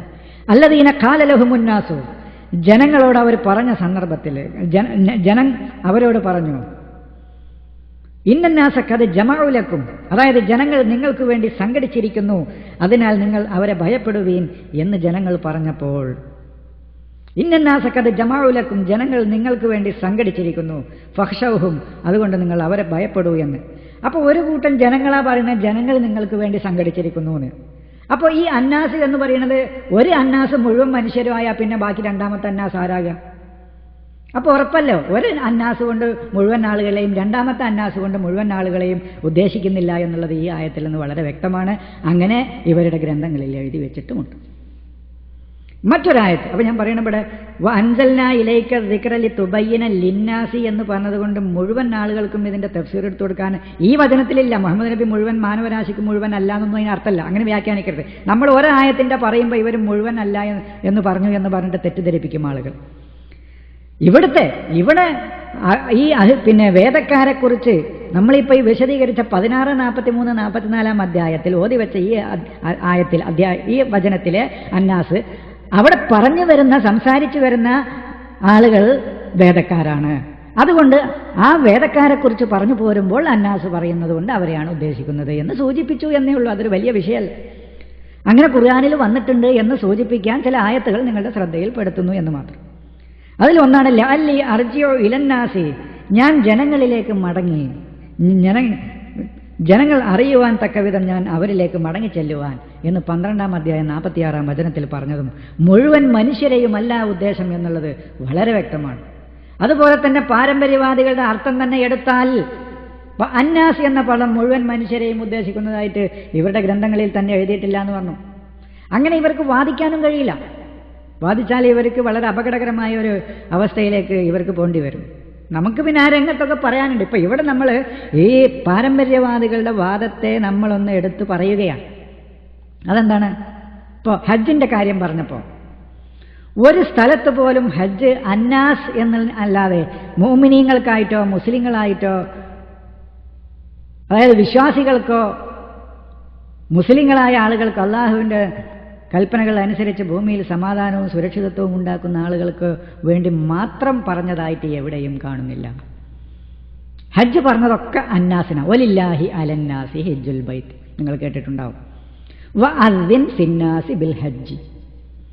ഇങ്ങനെ ഹജ്ജ് ചെയ്യണം, ഹജ്ജിന് ബാധ്യതയാണ്, ഹജ്ജിന് അറിയിപ്പ് കൊടുക്കുക, ജനങ്ങൾക്ക് അറിയിപ്പ് കൊടുക്കുക എന്നൊക്കെ പറയുന്നിടത്തൊക്കെ അന്നാസ് എന്ന പദമാണ് ഉപയോഗിച്ചിട്ടുള്ളത്. അപ്പം ഇങ്ങനെ അന്നാസ് എന്ന പദം ഉപയോഗിച്ചപ്പോൾ അവിടെ മുഴുവൻ മനുഷ്യരും അങ്ങോട്ട് പോകണമെന്ന് ഇവർ പറയുമോ? പറയില്ല എന്ന് മാത്രമല്ല, മുസ്ലിങ്ങളിൽ തന്നെ കാദിയാനികൾ പോലെയുള്ള ആളുകളെ വരെ അങ്ങോട്ട് ഇപ്പോൾ കയറ്റാറില്ല. പിന്നെ മുസ്ലിങ്ങളും മറ്റവരൊക്കെ പോട്ടെ, അപ്പോൾ പിന്നെ അവിടേക്ക് പോയ ആളുകൾ അറിയാം, ഹജ്ജിനല്ലാത്ത സന്ദർഭത്തിൽ പോലും അങ്ങോട്ട് പ്രവേശനം കൊടുക്കാറില്ല. അപ്പോൾ അന്നാസിനാണ് ഹജ്ജിന് പോകേണ്ടതെന്ന് പറഞ്ഞാൽ അന്നാസ് എന്ന് പറഞ്ഞതുകൊണ്ട് അവിടെ ഉദ്ദേശിക്കുന്നത് മുസ്ലിങ്ങളും മുഅ്മിനീങ്ങളുമായ ആളുകളാണെന്ന് എല്ലാ പാരമ്പര്യവാദികളും സമ്മതിക്കും. ഞാൻ പറയുന്നത് അവരുടെ അർത്ഥം എടുത്തുകൊണ്ടാണ്. അത് പ്രത്യേകം എൻ്റെ സഹോദരങ്ങൾ ശ്രദ്ധിക്കണം. അപ്പോൾ ഹജ്ജ് മറ്റു കാര്യങ്ങളൊക്കെ പിന്നീട് വിശദീകരിക്കേണ്ട കാര്യമാണ്. അതുകൊണ്ടാണ് ഇപ്പം ഞാൻ അവിടെ ആ രൂപത്തിൽ നിങ്ങളോട് പറഞ്ഞു പോകുന്നത്. അതെന്തുകൊണ്ട് അന്നാസ് പറഞ്ഞു, എന്താണ് ഹജ്ജ് എന്നുള്ള കാര്യങ്ങളൊക്കെ ആ സന്ദർഭങ്ങളിൽ വിശദീകരിക്കേണ്ട കാര്യം. അപ്പോൾ അന്നാസ് എന്ന് പറഞ്ഞതുകൊണ്ട് ഇവരുടെ അർത്ഥപ്രകാരം തന്നെ മുഴുവൻ മനുഷ്യരെയും കിട്ടൂല എന്നുള്ളതാണ് പറഞ്ഞത്. മുഴുവൻ മനുഷ്യരെയും കിട്ടുകയാണെങ്കിൽ ഹജ്ജിന് മുഴുവൻ ലോകത്തുള്ള മുഴുവൻ ആളുകൾക്കും പ്രവേശനം കൊടുക്കേണ്ടി വരും. അപ്പോൾ ഞാൻ സൂചിപ്പിച്ചത് ലി തുബയ്യിന ലിന്നാസി എന്ന വാചകത്തിലെ അന്നാസ് എന്ന പദം വേദക്കാരെക്കുറിച്ചാണ് ഉദ്ദേശിക്കുന്നതെന്ന് ആ സന്ദർഭത്തിൽ നിന്ന് വളരെ വ്യക്തമാണ് എന്ന് സൂചിപ്പിക്കാൻ വേണ്ടിയാണ് ഇത്രയും കാര്യം. അവർക്ക് നൽകപ്പെട്ട വേദത്തിലെ പലതും അവർ മൂടിവെച്ചും മറച്ചുവെച്ചും അർത്ഥങ്ങൾ മാറ്റിമറിച്ചും ഒക്കെ ചെയ്തിരുന്ന ആ കാര്യങ്ങൾ വ്യക്തമാക്കി കൊടുക്കുകയും വെളിവാക്കി കൊടുക്കുകയും ചെയ്യുക എന്ന ഉത്തരവാദിത്തമാണ് ഈ ഖുർആനിലൂടെ മുഹമ്മദ് നബിക്ക് നിർവഹിക്കാനുള്ളത്. അതിനു വേണ്ടിയിട്ടാണ്, അതാണ് അവിടുത്തെ ആ സന്ദർഭത്തിൽ നിന്ന് ലിതുബയ്യിന ലിന്നാസി എന്നുള്ളത്. അതുകൊണ്ടാണ് ആ വേദക്കാരെ ഉദ്ദേശിച്ചാണ് അതുകൊണ്ട് ഉദ്ദേശിക്കുന്നത് എന്ന് ഞാൻ സൂചിപ്പിക്കാനുള്ള കാരണം. അവർ എന്തൊക്കെ മറച്ചു വെച്ചു, അവർ എന്തൊക്കെ മൂടി വെച്ചു, ഏതെല്ലാം അർത്ഥങ്ങളെയാണ് അവർ മാറ്റിമറിച്ചത്, ഏതെല്ലാം പ്രശ്നങ്ങളിലാണ് അവർ ഭിന്നിച്ചത്, ഈ കാര്യങ്ങളൊക്കെ അവർക്ക് വെളിവാക്കി വ്യക്തമാക്കി കൊടുക്കുക എന്ന ഉത്തരവാദിത്തമാണ് ഈ ഖുർആനിന് ആ ജനങ്ങളോട് നിർവഹിക്കാനുള്ള ജോലി. നോക്കൂ, യാ അഹ്ലൽ കിതാബ്, വേദക്കാരെ, ഖദ് ജാഅക്കും റസൂലുന, നമ്മുടെ ദൂതൻ നിങ്ങൾക്ക് എത്തിക്കഴിഞ്ഞു, യുബയ്യിനു ലക്കും, നിങ്ങൾക്ക് വ്യക്തമാക്കിക്കൊണ്ട്, കസീറം മിമ്മാ കുന്തും തുഖ്ഫൂന മിനൽ കിതാബി, വേദത്തിൽ നിന്ന് അൽ കിതാബിൽ നിന്ന് നിങ്ങൾ മൂടിവെക്കുന്ന പലതും നിങ്ങൾക്ക് വ്യക്തമാക്കിക്കൊണ്ട്, വയാഫു അൻ കസീരിൻ, അധികവും നിങ്ങൾക്ക് വിട്ടുവീഴ്ച ചെയ്തുകൊണ്ടും, ഖദ് ജാഅക്കും മിനല്ലാഹി നൂറുൻ വ കിതാബും മുബീൻ, നിങ്ങൾക്ക് നിങ്ങളുടെ രക്ഷിതാവിൽ നിന്ന് ദൈവത്തിൽ നിന്നുള്ള വെളിച്ചവും കാര്യങ്ങൾ വ്യക്തമാക്കുന്ന ഒരു വേദവും വന്നു കഴിഞ്ഞു. അതാണ് അള്ളാഹു പറയുന്നത്. അപ്പോൾ വേദക്കാരോട് ഈ ഖുർആനിനെ നിർവഹിക്കാനുള്ള ബാധ്യത, ഉത്തരവാദിത്തം എന്താണെന്ന് ഈ വചനത്തിലൂടെ പറഞ്ഞു. വേദക്കാരെ നിങ്ങൾ വേദത്തിൽ നിന്നും മറച്ചു വെച്ചിരുന്നതിലെ ധാരാളം നിങ്ങൾക്ക് വെളിപ്പെടുത്തി തന്നുകൊണ്ടും ധാരാളം കാര്യങ്ങളെ മാപ്പാക്കിക്കൊണ്ടും നമ്മുടെ ദൂതൻ ഇതാ നിങ്ങൾക്ക് എത്തിക്കഴിഞ്ഞിരിക്കുന്നു. അതായത് ദൈവത്തിൽ നിന്നുള്ള ഒരു പ്രകാശവും കാര്യങ്ങൾ വ്യക്തമാക്കുന്ന, മുബീൻ എന്ന് പറഞ്ഞാൽ അതാണ്, കാര്യങ്ങൾ വ്യക്തമാക്കുന്ന ഒരു ഗ്രന്ഥവും നിങ്ങൾക്ക് വന്നു കഴിഞ്ഞു. വേദക്കാരായ ഇസ്രായേൽ സന്തതികൾ ഏതൊക്കെ കാര്യങ്ങളിലാണ് ഭിന്നിച്ചിരുന്നത് എന്നും അതിലെ സത്യമെന്താണെന്നും വെളിപ്പെടുത്തി കൊടുക്കുക എന്നതാണ് ഖുർആനിനെ നിർവഹിക്കാനുള്ള മറ്റൊരു ജോലി എന്നും വിശുദ്ധ ഖുർആനിൽ അള്ളാഹു പറയുന്നതായിട്ട് നമുക്ക് കാണാൻ കഴിയും. അള്ളാഹു പറയുന്നത് നോക്കൂ, ഇന്ന ഹാദൽ ഖുർആന, തീർച്ചയായും ഈ ഖുർആൻ, യഖുസ്സു അലാ ബനി ഇസ്രായീല, ബനി ഇസ്രായേൽ സമൂഹത്തിന് കഥാകഥനം നടത്തിക്കൊടുക്കുന്നു. എന്ത് കാര്യത്തിൽ? അക്സറല്ലദീ ഹും ഫീഹി യഖ്തലിഫൂൻ, അവർ ഭിന്നിച്ച അധിക കാര്യങ്ങളും ഈ ഖുർആൻ, അതാണ് യാ ബനി ഇന്ന ഹാദൽ ഖുർആന, നിശ്ചയമായും ഈ ഖുർആൻ, യഖുസ്സു അലാ ബനി ഇസ്രായീല, ഇസ്രായേൽ ജനതയ്ക്ക് കഥാകഥനം നടത്തിക്കൊടുക്കുന്നു. അക്സറല്ലദീ, അധിക കാര്യങ്ങളും, ഹും അവർ, ഫീഹി ആ അധിക കാര്യങ്ങളിലും, യഖ്തലിഫൂൻ ഭിന്നമായി കൊണ്ടിരിക്കുന്നു. അപ്പോൾ ഇസ്രായേൽ ജനത ഭിന്നിച്ചിരിക്കുന്ന കാര്യത്തിൽ വരെ തീർപ്പ് കൽപ്പിക്കാൻ ഈ ഖുർആൻ പര്യാപ്തമാണ് എന്ന് ഈ വചനത്തിൽ നിന്ന് നമുക്ക് മനസ്സിലാക്കാൻ കഴിയുന്നു. പക്ഷേ മുസ്ലിങ്ങളായ മുഅ്മിനുകളായ നമുക്ക് ഈ ഖുർആനിൽ നമുക്കിടയിൽ ഉണ്ടാവുന്ന ഇഖ്തിലാഫുകൾക്ക്, ഭിന്നതകൾക്ക് തീർപ്പ് കൽപ്പിക്കാൻ കഴിയില്ല, ഈ ഖുർആനിന് അതിനുള്ള ശക്തിയില്ല എന്ന് നമ്മൾ വാദിക്കുകയും ചെയ്യുന്നു. എന്താണ് സഹോദരങ്ങളെ ഈ വൈരുദ്ധ്യം? നമ്മളൊന്ന് ചിന്തിക്കുക. ഈ ഖുർആൻ ഈ ആയത്തിൽ പറയുന്നത് ഇന്ന ഹാദൽ ഖുർആന യഖുസ്സു അലാ ബനി ഇസ്രായേൽ, ഇസ്രായേൽ ജനതയ്ക്ക് അവർ ഭിന്നിച്ച അധിക കാര്യങ്ങളിലെയും തീർപ്പ് കൽപ്പിക്കുന്നു ഈ ഖുർആൻ എന്ന് പറയുമ്പോൾ, അവർക്ക് വ്യക്തമാക്കി കഥാകഥനം നടത്തി വിശദീകരിച്ചു കൊടുക്കുന്നു എന്ന് പറയുമ്പോൾ, നമ്മൾ പറയുന്നത് നമ്മൾ മുസ്ലിങ്ങൾക്കിടയിലുള്ള മുഅ്മിനുകൾക്കിടയിലുള്ള ഇഖ്തിലാഫുകൾക്ക് ഈ ഖുർആനിൽ വിശദീകരണമില്ല, അത് വിവരിക്കുന്നില്ല എന്നാണ്. ഇത് രണ്ടും എൻ്റെ സഹോദരങ്ങളൊന്ന് മനസ്സിലാക്കണം. അപ്പോൾ ഖുർആൻ വേദക്കാരിലെ ഭിന്നത തീർക്കാൻ പര്യാപ്തമാണെങ്കിൽ നമുക്കിടയിലെ ഭിന്നത തീർക്കാൻ അത് പര്യാപ്തമല്ല എന്ന് പറയുമ്പോൾ എന്താണ് നമ്മൾ മനസ്സിലാക്കേണ്ടത്? ഇനി നോക്ക് മറ്റൊരു വചനം കൂടി, 43-44 വചനങ്ങളുടെ ഈ ആശയം ഒന്നുകൂടി വിവരിക്കുകയാണ്. ഇതേ അധ്യായത്തിലെ തന്നെ, ഇതേ അധ്യായം നമ്മൾ നബിക്ക് ഇറക്കപ്പെട്ട അദ്ദിക്ർ ഖുർആൻ തന്നെയാണ് എന്ന് വിശദീകരിച്ചുകൊണ്ട് 16, 43, 44 വചനങ്ങൾ വായിച്ചു.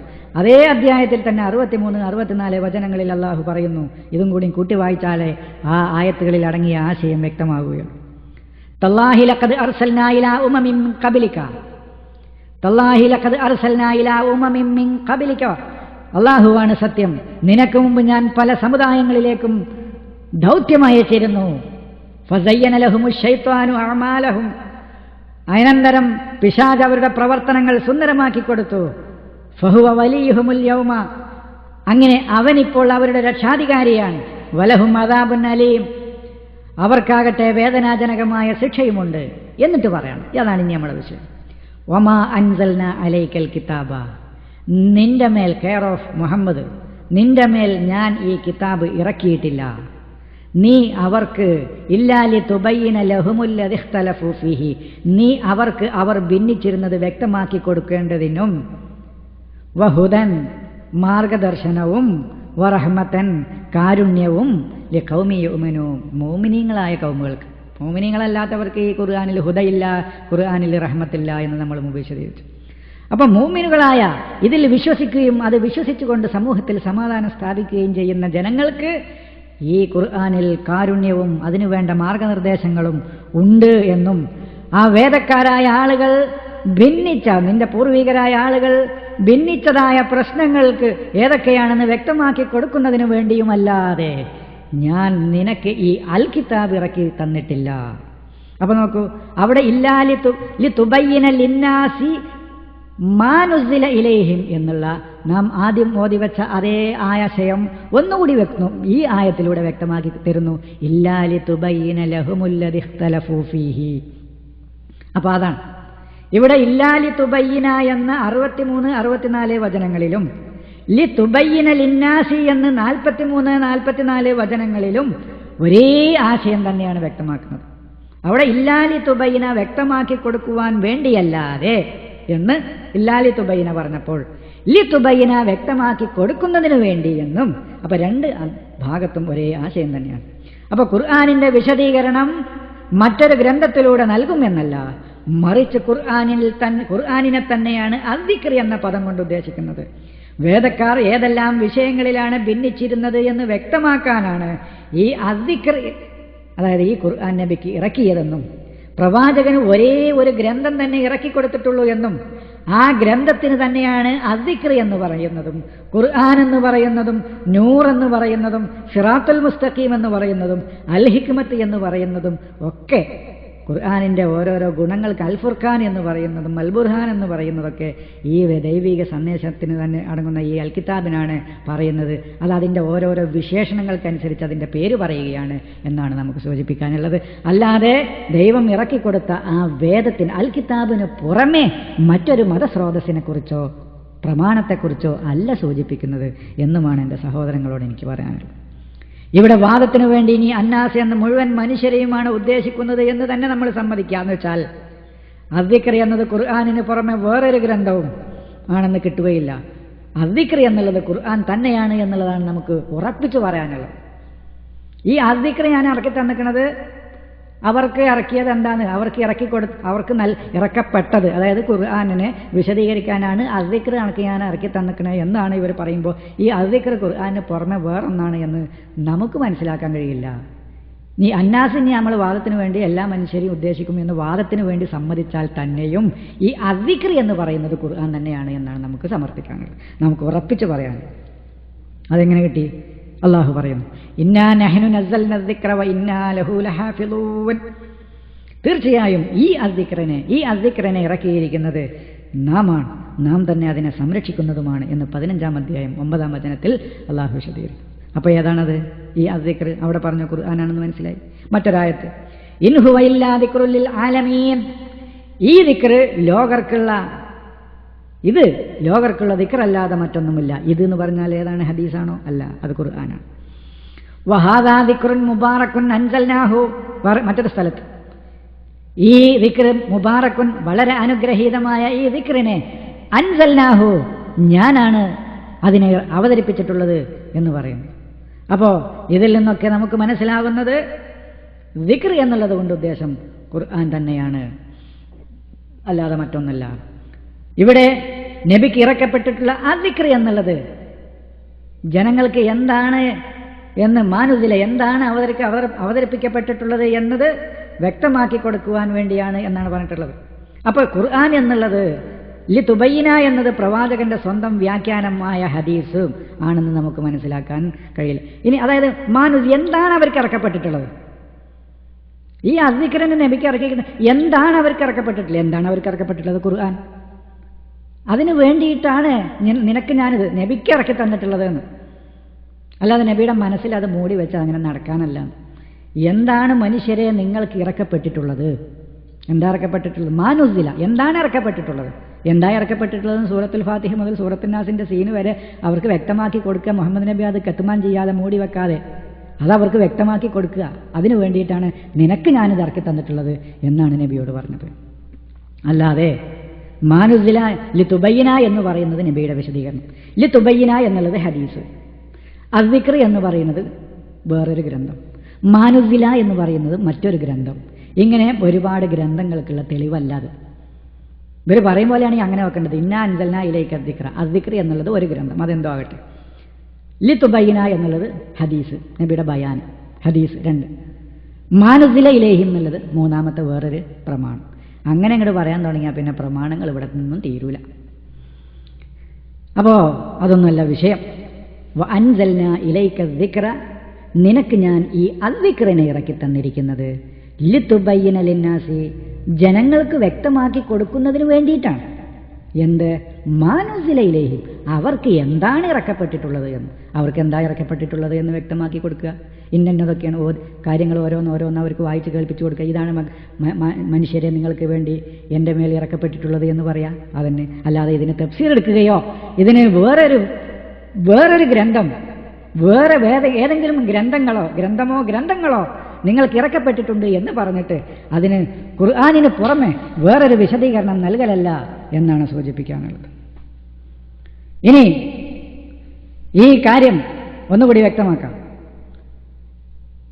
ദൈവത്തെക്കുറിച്ച്, അള്ളാഹുവിനെക്കുറിച്ച് പഠിപ്പിക്കുകയും പിന്നെ പ്രചരിപ്പിക്കുകയും ആ ജനങ്ങളെ ബോധ്യപ്പെടുത്തുകയും ചെയ്യേണ്ടത് ഖുർആനിലൂടെയാണ് ചെയ്യേണ്ടത് എന്ന് അള്ളാഹു പറയുന്ന ചില വചനങ്ങൾ കൂടി ഞാൻ നിങ്ങളെ ഓതി കേൾപ്പിച്ചു തരാം.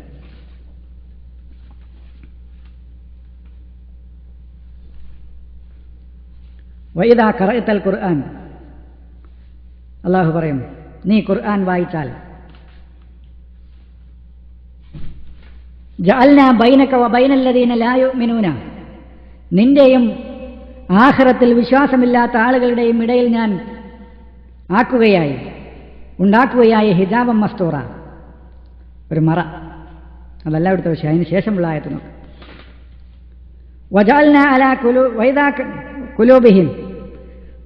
അലാ ഖുലൂബിഹിം അകിന്നതൻ അൻ യഫ്ഖഹൂഹു വഫീ ആദാനിഹിം വഖറ എന്നതിന് ശേഷം പറയുന്നു വഇദാ ദകർത റബ്ബക ഫിൽ ഖുർആനി വഹ്ദഹു വല്ലൗ അലാ ദുബാരിഹിം നുഫൂറാ. വഇദാ ദകർത റബ്ബക ഫിൽ ഖുർആനി വഹ്ദഹു, നിന്റെ രക്ഷിതാവിനെ കുറിച്ച് ഖുർആനിലൂടെ മാത്രം പറഞ്ഞാൽ, വഹ്ദഹു, ആ ഖുർആനിലൂടെ മാത്രം. മറ്റൊരർത്ഥമുണ്ട്, ഇല്ല എന്നല്ല. അവർ ചില ആളുകൾക്ക്, അറിയുന്ന ആളുകൾ ഇപ്പോൾ അർത്ഥം മാറ്റിയെന്ന് സൂചിപ്പിക്കേണ്ടവർ, അതും പറയാം. അപ്പോൾ അവർ പറയുന്നത് എന്താന്ന് പറഞ്ഞാൽ, വൈദാ ദകർത റബ്ബക, നിന്റെ രക്ഷിതാവിനെ കുറിച്ച്, ഫിൽ ഖുർആനി, ഖുർആനിലൂടെ, വഹ്ദഹു, അവനെ കുറിച്ച് മാത്രം ദകർത, നീ പറഞ്ഞാൽ എന്ന് പറയുന്ന ആളുകളുണ്ട്. നമുക്കിപ്പോൾ ഇത് രണ്ടായാലും പറയുന്നത് ഖുർആനിലൂടെ അല്ലേ എന്ന് നമ്മളെ ചോദ്യം.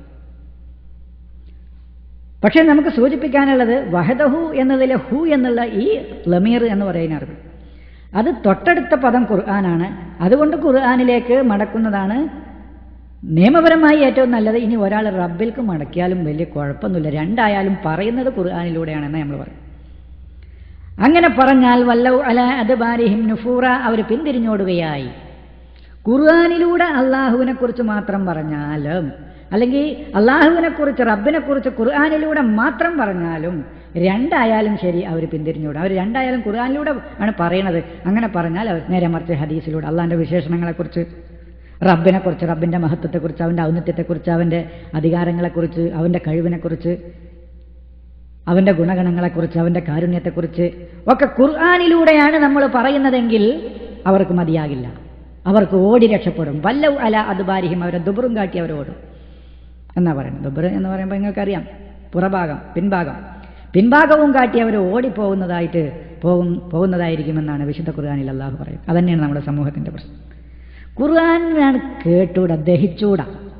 ഖുർആൻ മാത്രം എന്താ നിങ്ങളീ പറയുന്നത്? ഖുർആൻ മാത്രം, അത് ഒരിക്കലും നമ്മുടെ സമൂഹത്തിന് ദഹിച്ചുകൂടും.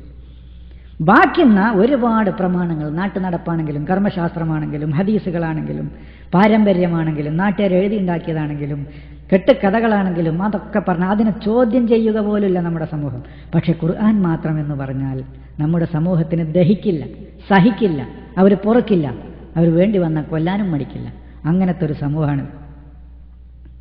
നേരെ മറിച്ച് ഖുർആനിന് പുറമെ ഇഷ്ടം പോലെ പറഞ്ഞു, ഏത് കെട്ടുകഥകൾ പറഞ്ഞു, എന്ത് തോന്നിയാസങ്ങൾ പറഞ്ഞു, റസൂലുള്ളാഹിനെ കുറിച്ച് എന്ത് തോന്നിയാസങ്ങൾ പറഞ്ഞു, സ്ത്രീലംബനെന്ന് പറഞ്ഞു, സ്ത്രീലംബടനാണെന്ന് പറയാ, അദ്ദേഹത്തിന് സിഹിർ ബാധിച്ച് പിന്നെ ഒരുപാട് കാലം അങ്ങനെ നടന്നു എന്ന് പറയാ, സ്ത്രീകളെടുത്ത് പോയി എന്ന് തോന്നണില്ല സിഹിർ ബാധിച്ചിട്ട്, അങ്ങനെ റസൂലിനെ കുറിച്ച് ഇകഴ്ത്തുക, അള്ളാഹുവിനെ കുറിച്ച് ഇകഴ്ത്തുക, വേദത്തെക്കുറിച്ച് ഇകഴ്ത്തുക, പരിശുദ്ധ ഖുർആനിനെ ഇകഴ്ത്തുക, ബുദ്ധിശൂന്യമായ യുക്തിശൂന്യമായ ആശയങ്ങൾ പറയാം. എന്ത് പറഞ്ഞാലും അതൊക്കെ സ്വീകരിക്കാൻ, അക്സെപ്റ്റ് ചെയ്യാൻ, സ്വീകരിക്കാൻ നമ്മുടെ സമൂഹം തയ്യാറാവും. പക്ഷെ ഖുർആനിലൂടെ മാത്രം പറഞ്ഞാൽ നമ്മുടെ സമൂഹത്തിന് ദഹിക്കില്ല. അപ്പൊ ഈ വചനത്തിൽ നിന്നും ഞാനിപ്പോൾ ഓതി വെച്ച 17, 45, 46 വചനത്തിൽ നിന്നും അതെന്താ പറയുന്നത്? ഈ അൽ ഖുർആൻ നീ വായിച്ചാൽ നിന്റെയും അന്തിമ ജീവിതത്തിൽ വിശ്വാസമില്ലാത്തവരുടെയും ഇടയിൽ നാം ഒരു വിരിമറ ഉണ്ടാക്കുന്നതാണ്. അവരത് ഗ്രഹിക്കുന്നതിനെതിരായി അവരുടെ ഹൃദയങ്ങൾക്ക് ചില മൂടികളും അവരുടെ ചെവികളിൽ ഒരു ബാധിര്യവും നാം ഉണ്ടാക്കുകയായി. ഇനി നീ നിന്റെ നാഥനെ ഖുർആനിൽ മാത്രം പ്രസ്താവിക്കുകയാണെങ്കിൽ അവർ വൈമനസ്യത്തോടെ പിന്തിരിഞ്ഞു പോവുകയും ചെയ്യും എന്നാണ് അള്ളാഹു പറയുന്നത്. അതാണ്. അപ്പൊ ഈ വചനത്തിൽ നിന്നും പ്രവാചകൻ അവർക്ക് വായിച്ച് കേൾപ്പിച്ചിരുന്നത് ഖുർആനായിരുന്നു എന്നും ആ ഖുർആനിലൂടെ മാത്രം ദൈവത്തെക്കുറിച്ച് അള്ളാഹുവിനെക്കുറിച്ച് പ്രസ്താവിക്കുമ്പോൾ പറയുമ്പോൾ അന്തിമ ജീവിതത്തിൽ വിശ്വാസമില്ലാത്തവർ പിന്തിരിഞ്ഞു പോവുകയുമാണ് ചെയ്തിരുന്നത് എന്നാണ് അള്ളാഹു വ്യക്തമാക്കുന്നത്. അപ്പൊ നിങ്ങൾ അതാ പറയുന്നത്, ഖുർആനിലൂടെ മാത്രം പറഞ്ഞത്. ഇനിയിപ്പോൾ ഞാൻ പറയില്ല, ഇവിടെ തർക്കമുണ്ട്. ഞാൻ സൂചിപ്പിച്ചല്ലോ, അള്ളാഹുവിനെ ഖുർആനിലൂടെ മാത്രം നിന്റെ രക്ഷിതാവിനെ കുറിച്ച് എന്നാണോ, ഖുർആനിലൂടെ നിന്റെ രക്ഷിതാവിനെക്കുറിച്ച് മാത്രം പറഞ്ഞാൽ എന്നാണോ? ഈ തർക്കമെങ്കിലും റസൂലിൻ്റെ ഒരു ബയാന് കിട്ടിയാൽ അവിടെ തർക്കം തീർക്കാമായിരുന്നു. ഞാൻ പറയണോ, സൂറത്തുൽ ഫാത്തിഹ മുതൽ സൂറത്തുൻ നാസിൻ്റെ സീന് വരെയുള്ള ആയത്തുകളിൽ ഓരോന്നും ഞാൻ ഇന്ന് തർക്കമുള്ള വിഷയങ്ങളിൽ ഞാൻ ചോദിക്കാം, അവിടെയൊക്കെ റസൂലിൻ്റെ വിശദീകരണം എന്താണെന്ന് പറഞ്ഞു തരാൻ പറ്റുമോ? അതിനുള്ള റസൂലിൻ്റെ വിശദീകരണം പറഞ്ഞൊരു ഹദീസ്, ആ ആയത്തിന് റസൂലിൻ്റെ വിശദീകരണമുള്ള ഒരു നിങ്ങളുടെ വിശദീകരണം പറ്റില്ല, റസൂലിൻ്റെ വിശദീകരണമുള്ള ഒരു ഹദീസ് പറയാൻ പറ്റുമോ? ഒരാൾക്കും ധൈര്യപ്പെടാൻ കഴിയില്ല. ഞാൻ പറഞ്ഞോളാണ് റസൂലിൻ്റെ വിശദീകരണം ഉള്ളത്. അത് ഞാൻ ചോദിച്ചല്ലോ, ഒരു അലിഫ്ലാമിക്ക് വരെ റസൂലിൻ്റെ വിശദീകരണം എന്താന്ന് പറയാൻ പറ്റുമോ? നിങ്ങൾ ഈ അലിഫ് അള്ളാഹു, ലാമു ജിബ്രീലിൻ്റെ ലാമു, മുഹമ്മദിന് ഇവിടെ മീമ് എന്നൊക്കെ പറഞ്ഞാൽ, അല്ലെങ്കിൽ അള്ളാഹു അയലംബി മുറാദിഹി എന്നൊക്കെ പറഞ്ഞ് ഇങ്ങനെ അതിൻ്റെ അവസാനം അള്ളാഹു അയലംബി മുറാദിഹി എന്ന് പറഞ്ഞ് വിടേണ്ട ഗതികേടെന്താ? റസൂലിൻ്റെ വിശദീകരണം ഉണ്ടെങ്കിൽ ഞാൻ ഒരു വെറുതെ സൂചിപ്പിച്ചു എന്നുള്ളൂ. അങ്ങനെ ഓരോ ആയത്തിനും റസൂലിൻ്റെ വിശദീകരണം ഉണ്ടെങ്കിൽ ഇപ്പോൾ ഏത് പരിഭാഷ എടുത്ത് നോക്കി ഏത് ആയത്തിൻ്റെ അവസാനം കാണാം അള്ളാഹു അയലം എന്നാണ്, അള്ളാഹ്ക്കേ അറിയുള്ളൂ. റസൂലിൻ്റെ വ്യക്തമായ ഒരു വചനം ഉണ്ടെങ്കിൽ പിന്നെ ഇതിനെ അള്ളാഹ്ക്കേ അറിയുള്ളൂ. ഇത് റസൂൽ ഇത് അങ്ങനെ പറഞ്ഞിട്ടുണ്ട്, ഇതാണ് അതിൻ്റെ വ്യാഖ്യാനം എന്ന് പറഞ്ഞാൽ പോരെ? നൂറുകണക്കിന് ആയിരക്കണക്കിന് ആയത്തുകളല്ലേ ഇവർ അള്ളാഹു അയലം ബി മുറാദി. റസൂൽ എന്താ കുറച്ച് വിശദീകരിച്ച് പോയിക്കുക, വെറും കർമ്മപരമായ കാര്യങ്ങൾ മാത്രം. ഇനി മറ്റൊന്ന്, ഖുർആൻ സമ്പൂർണ്ണമാണ്, ഖുർആനിൻ്റെ കൂടെ മറ്റൊന്നിൻ്റെ ആവശ്യമേ ഇല്ല. ഇപ്പം നമ്മുടെ സമൂഹം പറയുന്നത് ഖുർആൻ പൂർണ്ണമല്ല എന്നാണ്. നാം പറയുന്ന ഖുർആൻ സമ്പൂർണ്ണമാണ് എന്ന്. ഖുർആൻ സമ്പൂർണ്ണമാണ്. ഖുർആനിൻ്റെ പൂർത്തീകരണത്തിന് ഇനി വേറൊരു ഗ്രന്ഥം വരേണ്ട ആവശ്യമില്ല. 250 കൊല്ലം കഴിഞ്ഞ് ബുഖാരി വരേണ്ട ആവശ്യമില്ല ഖുർആൻ സമ്പൂർണ്ണമാക്കാൻ. അള്ളാഹു പറയുന്നു, വതമ്മത്ത് കലിമത്തു റബ്ബിക സിദ്ഖൻ വഅദ്ലൻ ലാ മുബദ്ദില ലികലിമാതിഹി വഹുവസ് സമീഉൽ അലീം. എന്നാൽ നിന്റെ നാഥന്റെ വചനം സത്യം കൊണ്ടും നീതി കൊണ്ടും പരിപൂർണമായിരിക്കുന്നു. അവന്റെ വചനങ്ങൾ ഭേദഗതി വരുത്തുന്ന ഒരുവനുമില്ല. അവൻ സർവവും കേൾക്കുന്നവനും സർവജ്ഞനുമാകുന്നു. എന്താ ഇനി ഇതിൽ കൂടുതൽ അള്ളാഹു പറയാനാണ്? വതമ്മത്ത് കലിമത്തു റബ്ബിക, നിന്റെ രക്ഷിതാവിൻ്റെ കലിമത്തുകൾ പൂർണ്ണമായിരിക്കുന്നു. സിദ്ഖൻ സത്യത്താലും വഅദ്ലൻ നീതിയാലും. എന്നിട്ടോ ലാ മുബദ്ദില, ഇതിനിയൊരു മുബദ്ദിലില്ല. ഹലോ, ബുഖാരി മുബദ്ദില, ഓരോ ആയത്തും ഇതിനെ ഭേദഗതി ചെയ്തിട്ടുണ്ട്.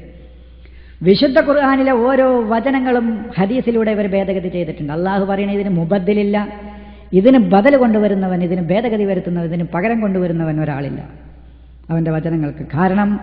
കാരണം പറയണം, അതിൻ്റെ യുക്തി പറയണം. കാരണം അതിൻ്റെ യുക്തി എന്താണ്? അങ്ങനെ ഭേദഗതി വരുത്തുന്നവനില്ല എന്ന് പറയാൻ്റെ യുക്തി, അസ്സമീ, അള്ളാഹു എല്ലാം കേൾക്കുന്നവനാണ്. ജനങ്ങളുടെ പ്രശ്നങ്ങൾ മുഴുവൻ അവൻ കേൾക്കും.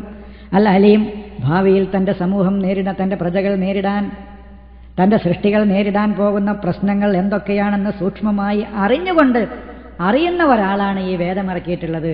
അതുകൊണ്ട് തന്നെ അവരുടെ പ്രശ്നങ്ങൾക്ക് മുഴുവൻ പരിഹാരം നിർദ്ദേശിക്കാൻ ഈ വേദം സമ്പൂർണ്ണമായി കൊണ്ട് അള്ളാഹു നൽകേണ്ടതുണ്ട്. ഇനി ഇതിന് വേറൊരാൾ ഭേദഗതി കൊണ്ടുവരേണ്ട ആവശ്യവുമില്ല. മറ്റൊരായത്ത്, അൽയൗമ അക്മൽതു ലക്കും ദീനക്കും വഅത്മംതു അലൈക്കും നിഅമതി വറളിയതു ലക്കുമുൽ ഇസ്ലാമ ദീന. ഇന്ന് ഈ വേളയിൽ നിങ്ങൾക്ക് നിങ്ങളുടെ ദീൻ ഞാൻ പൂർത്തീകരിച്ചു തന്നിരിക്കുന്നു. വഅത്മംതു അലൈക്കും നിഅമതി, എൻ്റെ അനുഗ്രഹം ഞാൻ നിങ്ങൾക്ക് പൂർത്തീകരിച്ചു തന്നു, തമാമാക്കി. നിങ്ങൾക്ക് അനുസരിക്കുക എന്നുള്ളത്, ഭൂമിയിൽ സമാധാനമുണ്ടാക്കുക എന്നുള്ളത് നിങ്ങൾക്കൊരു ദീനായിട്ട് ഞാൻ തൃപ്തിപ്പെടുകയും ചെയ്തിട്ട് തന്നിരിക്കുന്നു. 5 അധ്യായം 3-ാം വചനം. അപ്പോൾ അള്ളാഹു ഖുർആൻ അള്ളാഹുവിൻ്റെ ദീന് തമാമാക്കി തന്നിരിക്കുന്നു നബിയുടെ കാലത്ത് തന്നെ. ഇനി ഈ ദീനിനെ തമാമാക്കാൻ 250 കൊല്ലം കഴിഞ്ഞിട്ട് സോവിയറ്റ് റഷ്യയുടെയും ഇറാന്റെയും അതിർത്തി പ്രദേശങ്ങളിൽ നിന്ന് കുറച്ച് ആളുകളുടെ ആവശ്യമുണ്ടോ? ഇല്ല. ഇതാര് പൂർത്തിയാക്കി തന്നു? അള്ളാഹു തന്നെ പൂർത്തിയാക്കി തന്നു. എപ്പോൾ? അൽ-യൗമ, മുഹമ്മദ് നബിയുടെ ആ കാലഘട്ടത്തിൽ തന്നെ പൂർത്തിയാക്കി തന്നു. ഇന്ന് എന്ന് പറഞ്ഞാൽ ഈ വേളയിൽ, അല്ലാതെ ഒരു ഒറ്റ ദിവസം, ടുഡേ, ഇന്ന്. അതിപ്പോൾ മലയാളത്തിലും ഇംഗ്ലീഷിലൊക്കെ അങ്ങനെ പ്രയോഗമുണ്ട്. ഇന്ന് എന്ന് പറഞ്ഞാൽ ഇന്നിപ്പോൾ നമ്മൾ ഇന്ന് ചൊവ്വാഴ്ചയാണെങ്കിൽ ഇന്നത്തെ ഈ ചൊവ്വാഴ്ച എന്നല്ല അർത്ഥം. അത് ഈ വേളയിൽ, ഈ കാലഘട്ടത്തിൽ. അപ്പോൾ മുഹമ്മദ് നബിയുടെ ആ കാലഘട്ടത്തിൽ തന്നെ, ഈ ഖുർആൻ അവതരിപ്പിച്ച ഈ കാലഘട്ടത്തിൽ തന്നെ അള്ളാഹുവിൻ്റെ ദീൻ, അവൻ്റെ നിഅമത്ത് തമാമാക്കി കാമിലാക്കി കഴിഞ്ഞിരിക്കുന്നു എന്നാണ് അള്ളാഹു പറയുന്നത്. അത് നമുക്ക് ആവശ്യമായത് മാത്രമേ അള്ളാഹു തന്നിട്ടുള്ളൂ. നമുക്ക് ആവശ്യമായതൊക്കെ പൂർത്തീകരിച്ചു. അള്ളാഹുവിൻ്റെ വചനങ്ങൾ എണ്ണിയാൽ ഒതുങ്ങാത്ത, എഴുതിയാൽ തീരാത്ത, നമുക്ക് താങ്ങാൻ കഴിയാത്ത അത്രക്കും വിശാലമാണ് അള്ളാഹുവിൻ്റെ കലിമത്തുകൾ എന്ന് അള്ളാഹു പറഞ്ഞിട്ടുണ്ട് മറ്റ് ചില വചനങ്ങളിൽ. അത് അള്ളാഹു പറഞ്ഞിട്ടുണ്ടല്ലോ ചില വചനങ്ങളിൽ. 31-ാം അധ്യായം 27-ാം വചനങ്ങളിൽ പറഞ്ഞിട്ടുണ്ട്, ഭൂമിയിലെ വൃക്ഷമായുള്ളതെല്ലാം പേനകളും അതിൻ്റെ സമുദ്രമാകട്ടെ 7 സമുദ്രങ്ങളാവുകയും അത് മഷിയാവുകയുമാണെന്നിരിക്കട്ടെ, ദൈവത്തിൻ്റെ വചനങ്ങൾ തീരുകയില്ല, അവൻ്റെ കലിമാത്തുകൾ തീരുകയില്ല എന്ന് പറഞ്ഞിട്ടുണ്ട്. പക്ഷെ അങ്ങനെ തീരാത്ത കലിമത്തുകളൊന്നും അള്ളാഹു നമുക്ക് നൽകിയിട്ടില്ല. നമുക്ക് ആവശ്യമായ ആ നിഅമത്ത്, ആ ദീന്, അതല്ലാഹു, ആ കലിമത്ത് അള്ളാഹു സമ്പൂർണ്ണമാക്കി തന്നിരിക്കുന്നു നമുക്ക്. അല്ലാതെ ഈ ഭൂമിയിലുള്ളത് മുഴുവൻ, അള്ളാഹുവിൻ്റെ കലിമത്തുകൾ മുഴുവൻ അള്ളാഹു നമുക്ക് തരികയാണെങ്കിൽ അത് തീരുകയില്ല. അത് സമുദ്രങ്ങളൊക്കെ, സമുദ്രത്തിലെ ജലമൊക്കെ മഷിയാവുകയും വൃക്ഷങ്ങളൊക്കെ പേനയാവുകയും ചെയ്താലും ദൈവത്തിൻ്റെ ആശയം തീരുകയില്ല, അവൻ്റെ കലിമാത്തുകൾ തീരുകയില്ല എന്ന് അള്ളാഹു വ്യക്തമാക്കുന്നു. അപ്പോൾ മുഹക്കമാത്ത് എന്ന് പറഞ്ഞാൽ വ്യക്തമാക്കുന്ന കാര്യങ്ങൾ, അതിൽ തന്നെ വ്യക്തമാക്കുന്ന വചനങ്ങളും അതിനോട് സാദൃശ്യപ്പെടുത്തിക്കൊണ്ട് ആശയം മനസ്സിലാക്കാൻ പറ്റുന്ന സദൃശ വചനങ്ങളും അള്ളാഹു നമുക്ക് നൽകിയിട്ടുണ്ട്. അപ്പോൾ അവൻ്റെ സമ്പൂർണമായ അവൻ്റെ ദീനിനെ നമുക്ക് സമ്പൂർണ്ണമാക്കി തന്നിരിക്കുകയാണ്. അതിനി മാറ്റം വരുത്തേണ്ട ആവശ്യമില്ല. അള്ളാഹു അത് ചോദിക്കുകയും ചെയ്യുന്നു. ദൈവം അവൻ്റെ ഒരിക്കലും തീരാത്ത വചനങ്ങൾ നമുക്ക് നൽകാതെയും അസത്യങ്ങൾ ഒരിക്കലും കൂടിക്കലരാത്ത സമ്പൂർണമായ സത്യം ഉൾക്കൊള്ളുന്ന ഒരു വേദം നമുക്ക് നൽകുക മുഖേനയും അള്ളാഹു അവൻ്റെ അനുഗ്രഹം നമ്മുടെ മേൽ വർഷിച്ചിരിക്കുകയാണ്. അവൻ്റെ വചനങ്ങൾ മുഴുവൻ നമുക്ക് തന്നിക്കാണെങ്കിൽ നമുക്ക് തീരൂല. അതുപോലെ തന്നെ അസത്യങ്ങൾ ഒരിക്കലും കൂടിക്കലരാത്ത സമ്പൂർണമായ സത്യം മാത്രം ഉൾക്കൊള്ളുന്ന ഒരു ഗ്രന്ഥത്തെ അവൻ നമുക്ക് നൽകുകയും ചെയ്തു. ഇത് ഒന്ന് പൂർണ്ണമായിട്ടും നൽകിയില്ല, അവൻ്റെ കലിമാത്തുകൾ മുഴുവൻ. പിന്നെ നമുക്ക് ആവശ്യമായത് മുഴുവൻ അസത്യങ്ങളൊന്നും കൂടിക്കലരാതെ അതിനെ സമ്പൂർണ്ണമാക്കി തരികയും ചെയ്തു. തന്നത് സമ്പൂർണ്ണമാക്കി തന്നു. അങ്ങനെ സമ്പൂർണ്ണമാക്കി തന്ന അതിൽ അസത്യങ്ങൾ കൂടിക്കലരുകയില്ല. അപ്പോൾ അത് തന്നെയാണ് അള്ളാഹു നമുക്ക് ചെയ്ത ഏറ്റവും വലിയ അനുഗ്രഹം. ആ ഗ്രന്ഥത്തിനൊരു തുടക്കമുണ്ട്. എവിടുന്ന് തുടങ്ങുന്നു എന്ന് നമുക്കറിയാം, അത് എവിടെ അവസാനിക്കുന്നു എന്നറിയാം, അതിലെ വചനങ്ങൾ എത്രയെന്നറിയാം. ഒരു വചനങ്ങൾ ഒരു സാധാരണക്കാരന് കേൾപ്പിച്ചാൽ അവന് പോയി നോക്കി പരിശോധിക്കാം അതിലുണ്ടോ എന്ന്. ഹദീസുകളുടെ അവസ്ഥ അതാണോ? ഒരു സാധാരണക്കാരന് ഈ ഹദീസിൽ നിന്ന് ഒരു സത്യം കണ്ടെത്തി അവന് ഈ ജീവിതത്തിൽ മുഅ്മിനോ മുസ്ലിമോ ആകാൻ പറ്റുമോ സഹോദരങ്ങളെ? നബിയിൽ നിന്ന് ആര് കേട്ടു, അയാളിൽ നിന്ന് ആര് കേട്ടു, അയാളിൽ നിന്ന് ആര് കേട്ടു, അയാളിൽ നിന്ന് ആര് കേട്ടു? 250 കൊല്ലത്തിൻ്റെ ഇടയിൽ ആരൊക്കെ കേട്ടു? ആ ഉദ്ധരിച്ച ആളുകളിൽ ആരൊക്കെ സത്യം പറയുന്നവരുണ്ട്, ആരൊക്കെ കളവ് പറയുന്നവരുണ്ട്, ആരൊക്കെ വിശ്വസ്തരുണ്ട്, ആരൊക്കെ കപടന്മാരുണ്ട്? റസൂലിൻ്റെ കാലത്ത് തന്നെ റസൂലിന് വരെ അറിയില്ല കപടന്മാരെ മുഴുവൻ. അങ്ങനെ ഇരിക്കെ 250 കൊല്ലത്തിന് ശേഷം പ്രവാചകന്റെ കൂടെ ജീവിച്ച, അതിൻ്റെ ഇടയിൽ ജീവിച്ച ഈ 250 കൊല്ലത്തിൻ്റെ ഇടയിൽ ഈ ഹദീസുകൾ ആരുടെയൊക്കെ കൈകളിലൂടെ കടന്നു വന്നുവോ അവർക്കിടയിൽ ആരൊക്കെ കപടന്മാരും വിശ്വാസികളും വിശ്വാസികളല്ലാത്തവരുമുണ്ട് എന്ന് തിരിച്ചറിയാൻ എങ്ങനെ ബുഖാരിക്ക് കഴിയുമെന്നാണ് നമുക്ക് ചോദിച്ചത്. അപ്പോൾ അതൊക്കെ വിഷയം വേറെ. അപ്പോൾ അങ്ങനത്തെ ഒരു സമ്പൂർണ്ണമായ അസത്യങ്ങൾ കൂടിക്കലരാത്ത ഒരു വേദഗ്രന്ഥത്തെ ഞാൻ അവർക്ക് അവതരിപ്പിച്ചു കൊടുത്താൽ അത് മതിയാകില്ലേ എന്ന് അല്ലാഹു ചോദിക്കുന്നു. അവലം യക്ഫിഹിം അന്നാ അൻസൽനാ അലൈക്കൽ കിതാബ യുത്ലാ അലൈഹിം, അവർക്ക് വായിച്ച് കേൾപ്പിക്കപ്പെടുന്ന ഒരു അൽ കിതാബ് നിന്റെ മേൽ ഞാൻ അവതരിപ്പിച്ചെന്നാൽ അവർക്ക് മതിയാകില്ലേ? ഇന്ന ഫീ ദാലിക ലറഹ്മത്തൻ, അതിൽ കാരുണ്യമുണ്ട്, വദിക്ര, ഒരു അനുസ്മരണവുമുണ്ട്, ലിഖൗമി യുഅ്മിനൂൻ, വിശ്വാസികളായ ജനതക്ക്. എന്നിട്ട് നബിയോട് പറയാൻ പറയുന്നു, കുൽ, നബി നീ പറയുക, കഫാ, മതി, ബില്ലാഹി ബൈനി വ ബൈനക്കും, എന്റെയും നിങ്ങളുടെയും ഇടയിൽ ഷഹീദൻ, സാക്ഷിയായിക്കൊണ്ട് അല്ലാഹു മതി എന്ന് അല്ലാഹു പറയുന്നു. അപ്പോൾ സാക്ഷിയായിക്കൊണ്ട് അല്ലാഹു തന്നെ മതി. ആകാശങ്ങളിലും ഭൂമിയിലുള്ളതുമെല്ലാം അവൻ അറിയുന്നുണ്ട്. മിഥ്യയിൽ വിശ്വസിക്കുകയും ദൈവത്തിൽ അവിശ്വസിക്കുകയും ചെയ്തിരുന്നവർ ആരോ അവർ തന്നെയാണ് പരാജിതർ. നീ പറയുക, നോക്കൂ, അവലം യക്ഫിഹിം, അവർക്ക് വായിച്ചു കേൾപ്പിക്കപ്പെടുന്ന ഒരു അൽ കിതാബ് നിനക്ക് ഞാൻ ഇറക്കി തന്നാൽ അവർക്ക് മതിയാകില്ലയോ? അതിൽ വിശ്വസിക്കുന്ന ജനതയ്ക്കുള്ള അനുസ്മരണവും കാരുണ്യവും അതിൽ തന്നെയുണ്ട് എന്ന് പറഞ്ഞതിന് ശേഷം 29:51 പറഞ്ഞ ശേഷം 29:52 പറയുന്നു, നീ പറയുക, എന്റെയും നിങ്ങളുടെയും ഇടയ്ക്ക് ഒരു സാക്ഷിയായിട്ട് ദൈവം തന്നെ മതി. ആകാശങ്ങളിലും ഭൂമിയിലുള്ളതുമെല്ലാം അവൻ അറിയുന്നുണ്ട്. മിഥ്യയിൽ വിശ്വസിക്കുകയും ദൈവത്തിൽ അവിശ്വസിക്കുകയും ചെയ്തിരുന്നവരാരോ അവർ തന്നെയാണ് പരാജിതർ. ഇനി എൻ്റെ സുഹൃത്തുക്കളെ, നമുക്ക് സൂചിപ്പിക്കാനുള്ളത് സിറാത്തുൽ മുസ്തഖീം ഖുർആൻ തന്നെയാണ് എന്നുള്ളത്. നമ്മൾ സിറാത്തുൽ മുസ്തഖീം ചോദിക്കുന്നുണ്ടല്ലോ ഫാത്തിഹ സൂറത്തിൽ നമ്മൾ സിറാത്തുൽ മുസ്തഖീം ആവശ്യപ്പെടുന്നുണ്ട്. പഠിച്ചവനെ, ഒരു സ്ട്രൈറ്റ് ലൈൻ, നേർവഴി, നേരായ വഴി, ചൊവ്വായ വഴി, നേർവഴി ഞങ്ങൾക്ക് നീ നിർദ്ദേശിച്ചു തരണമേ എന്ന് സൂറത്തുൽ ഫാത്തിഹയിൽ നാം ആവശ്യപ്പെടുന്നുണ്ട്. പ്രാരംഭ അധ്യായത്തിൽ നാം നമ്മുടെ രക്ഷിതാവിനോട്, അള്ളാഹുവിനോട് ആവശ്യപ്പെടുന്നുണ്ട്. അപ്പോൾ അള്ളാഹു ആവശ്യപ്പെട്ടാൽ അതിന് പരിഹാരം കാണണ്ടേ? അള്ളാഹു പരിഹാരവും കാണുന്നുണ്ട്. ഏതാണ് ആ സിറാത്തുൽ മുസ്തഖീം എന്ന് അള്ളാഹു വിശദീകരിച്ച് തരുന്നുമുണ്ട്. ആ നേർവഴി ഏതാണ്, ആ നേരായ വഴി ഏതാണ്, ചൊവ്വായ വഴി ഏതാണ്, ആ സിറാത്തുൽ മുസ്തഖീം ഏതാണ് എന്ന് അള്ളാഹു നമുക്ക് വിശദീകരിച്ച് തരുന്നുമുണ്ട്. അള്ളാഹു പറയുന്നു, വഹാദാ സിറാത്തു റബ്ബിക മുസ്തഖീമൻ, ഇതാണ് ചൊവ്വായ നിലക്കുള്ള നിന്റെ രക്ഷിതാവിൻ്റെ മാർഗം. ഇത് ഏത്? 250 കൊല്ലം കഴിഞ്ഞ് ഒരാൾ വന്നിട്ട് എഴുതിയുണ്ടാക്കുന്ന ആ ഗ്രന്ഥങ്ങളിലേക്ക് ചൂണ്ടിയിട്ടല്ല ഇത് എന്ന് പറയുന്നത്. ഹാദാ, ഇത് ഈ ഖുർആനാണ് ചൂണ്ടുന്നത്. ഇത് സിറാത്തു റബ്ബിക, നിന്റെ രക്ഷിതാവിൻ്റെ മുസ്തഖീമ, നേരെ ചൊവ്വായ നേരായ നേർവഴിയാണ്. സിറാത്തും മുസ്തഖീമ, നേരെ നിൽക്കുന്ന സ്ട്രെയിറ്റായി പോകുന്ന വഴിയാണ്. കത് ഫസ്സൽനല്ലായാത്തി, കാര്യങ്ങൾ ഇതാ വിശദീകരിച്ചിട്ടുണ്ട്. ലിഖൗമി യദ്ദക്കറൂൻ, പാഠം ഉൾക്കൊള്ളുന്ന ജനതക്ക് കാര്യം വ്യക്തമായി ഞാൻ പറഞ്ഞു കഴിഞ്ഞു. ആ ചൊവ്വായ മാർഗത്തെ മാത്രമേ പിൻപറ്റാൻ പാടുള്ളൂ എന്നും, ആ ചൊവ്വായ മാർഗമാവുന്ന ഖുർആനിനെ മാത്രമേ പിൻപറ്റാൻ പാടുള്ളൂ എന്നും, മറ്റൊന്നിനെ പിൻപറ്റരുത് എന്നും വിശുദ്ധ ഖുർആനിൽ 6-ാം അധ്യായം 153-ാമത്തെ വചനത്തിൽ പറയുന്നു. ഇപ്പം ഞാൻ ഈ ഹാദാ സിറാത്തു റബ്ബിക മുസ്തഖീമ എന്നുള്ളത് 126-ാമത്തെ വചനം, ഇതേ അധ്യായത്തിൽ തന്നെ. ഇതേ അധ്യായത്തിൽ തന്നെ 150-ാമത്തെ വചനത്തിൽ പറയുന്നു. ഒരുപാട് 8-10 കാര്യങ്ങൾ പറഞ്ഞ ശേഷം അല്ലാഹു പറയുന്നു, വ അന്ന ഹാദാ സിറാത്തി മുസ്തഖീമ, ഇതാണ് എൻ്റെ വഴി. വ അന്ന, തീർച്ചയായും, ഹാദാ, ഇത് തന്നെയാണ്, സിറാത്തി, എൻ്റെ, മുസ്തഖീമൻ, നേരായ വഴി. ഫത്തബിഊഹു, അതിനെ നിങ്ങൾ പിൻപറ്റുക. ഖുർആനെയും ഹദീസിനെയും പിൻപറ്റാനല്ല, ഫത്തബിഊഹു, ഈ സിറാത്തും മുസ്തഖീം പിൻപറ്റുക.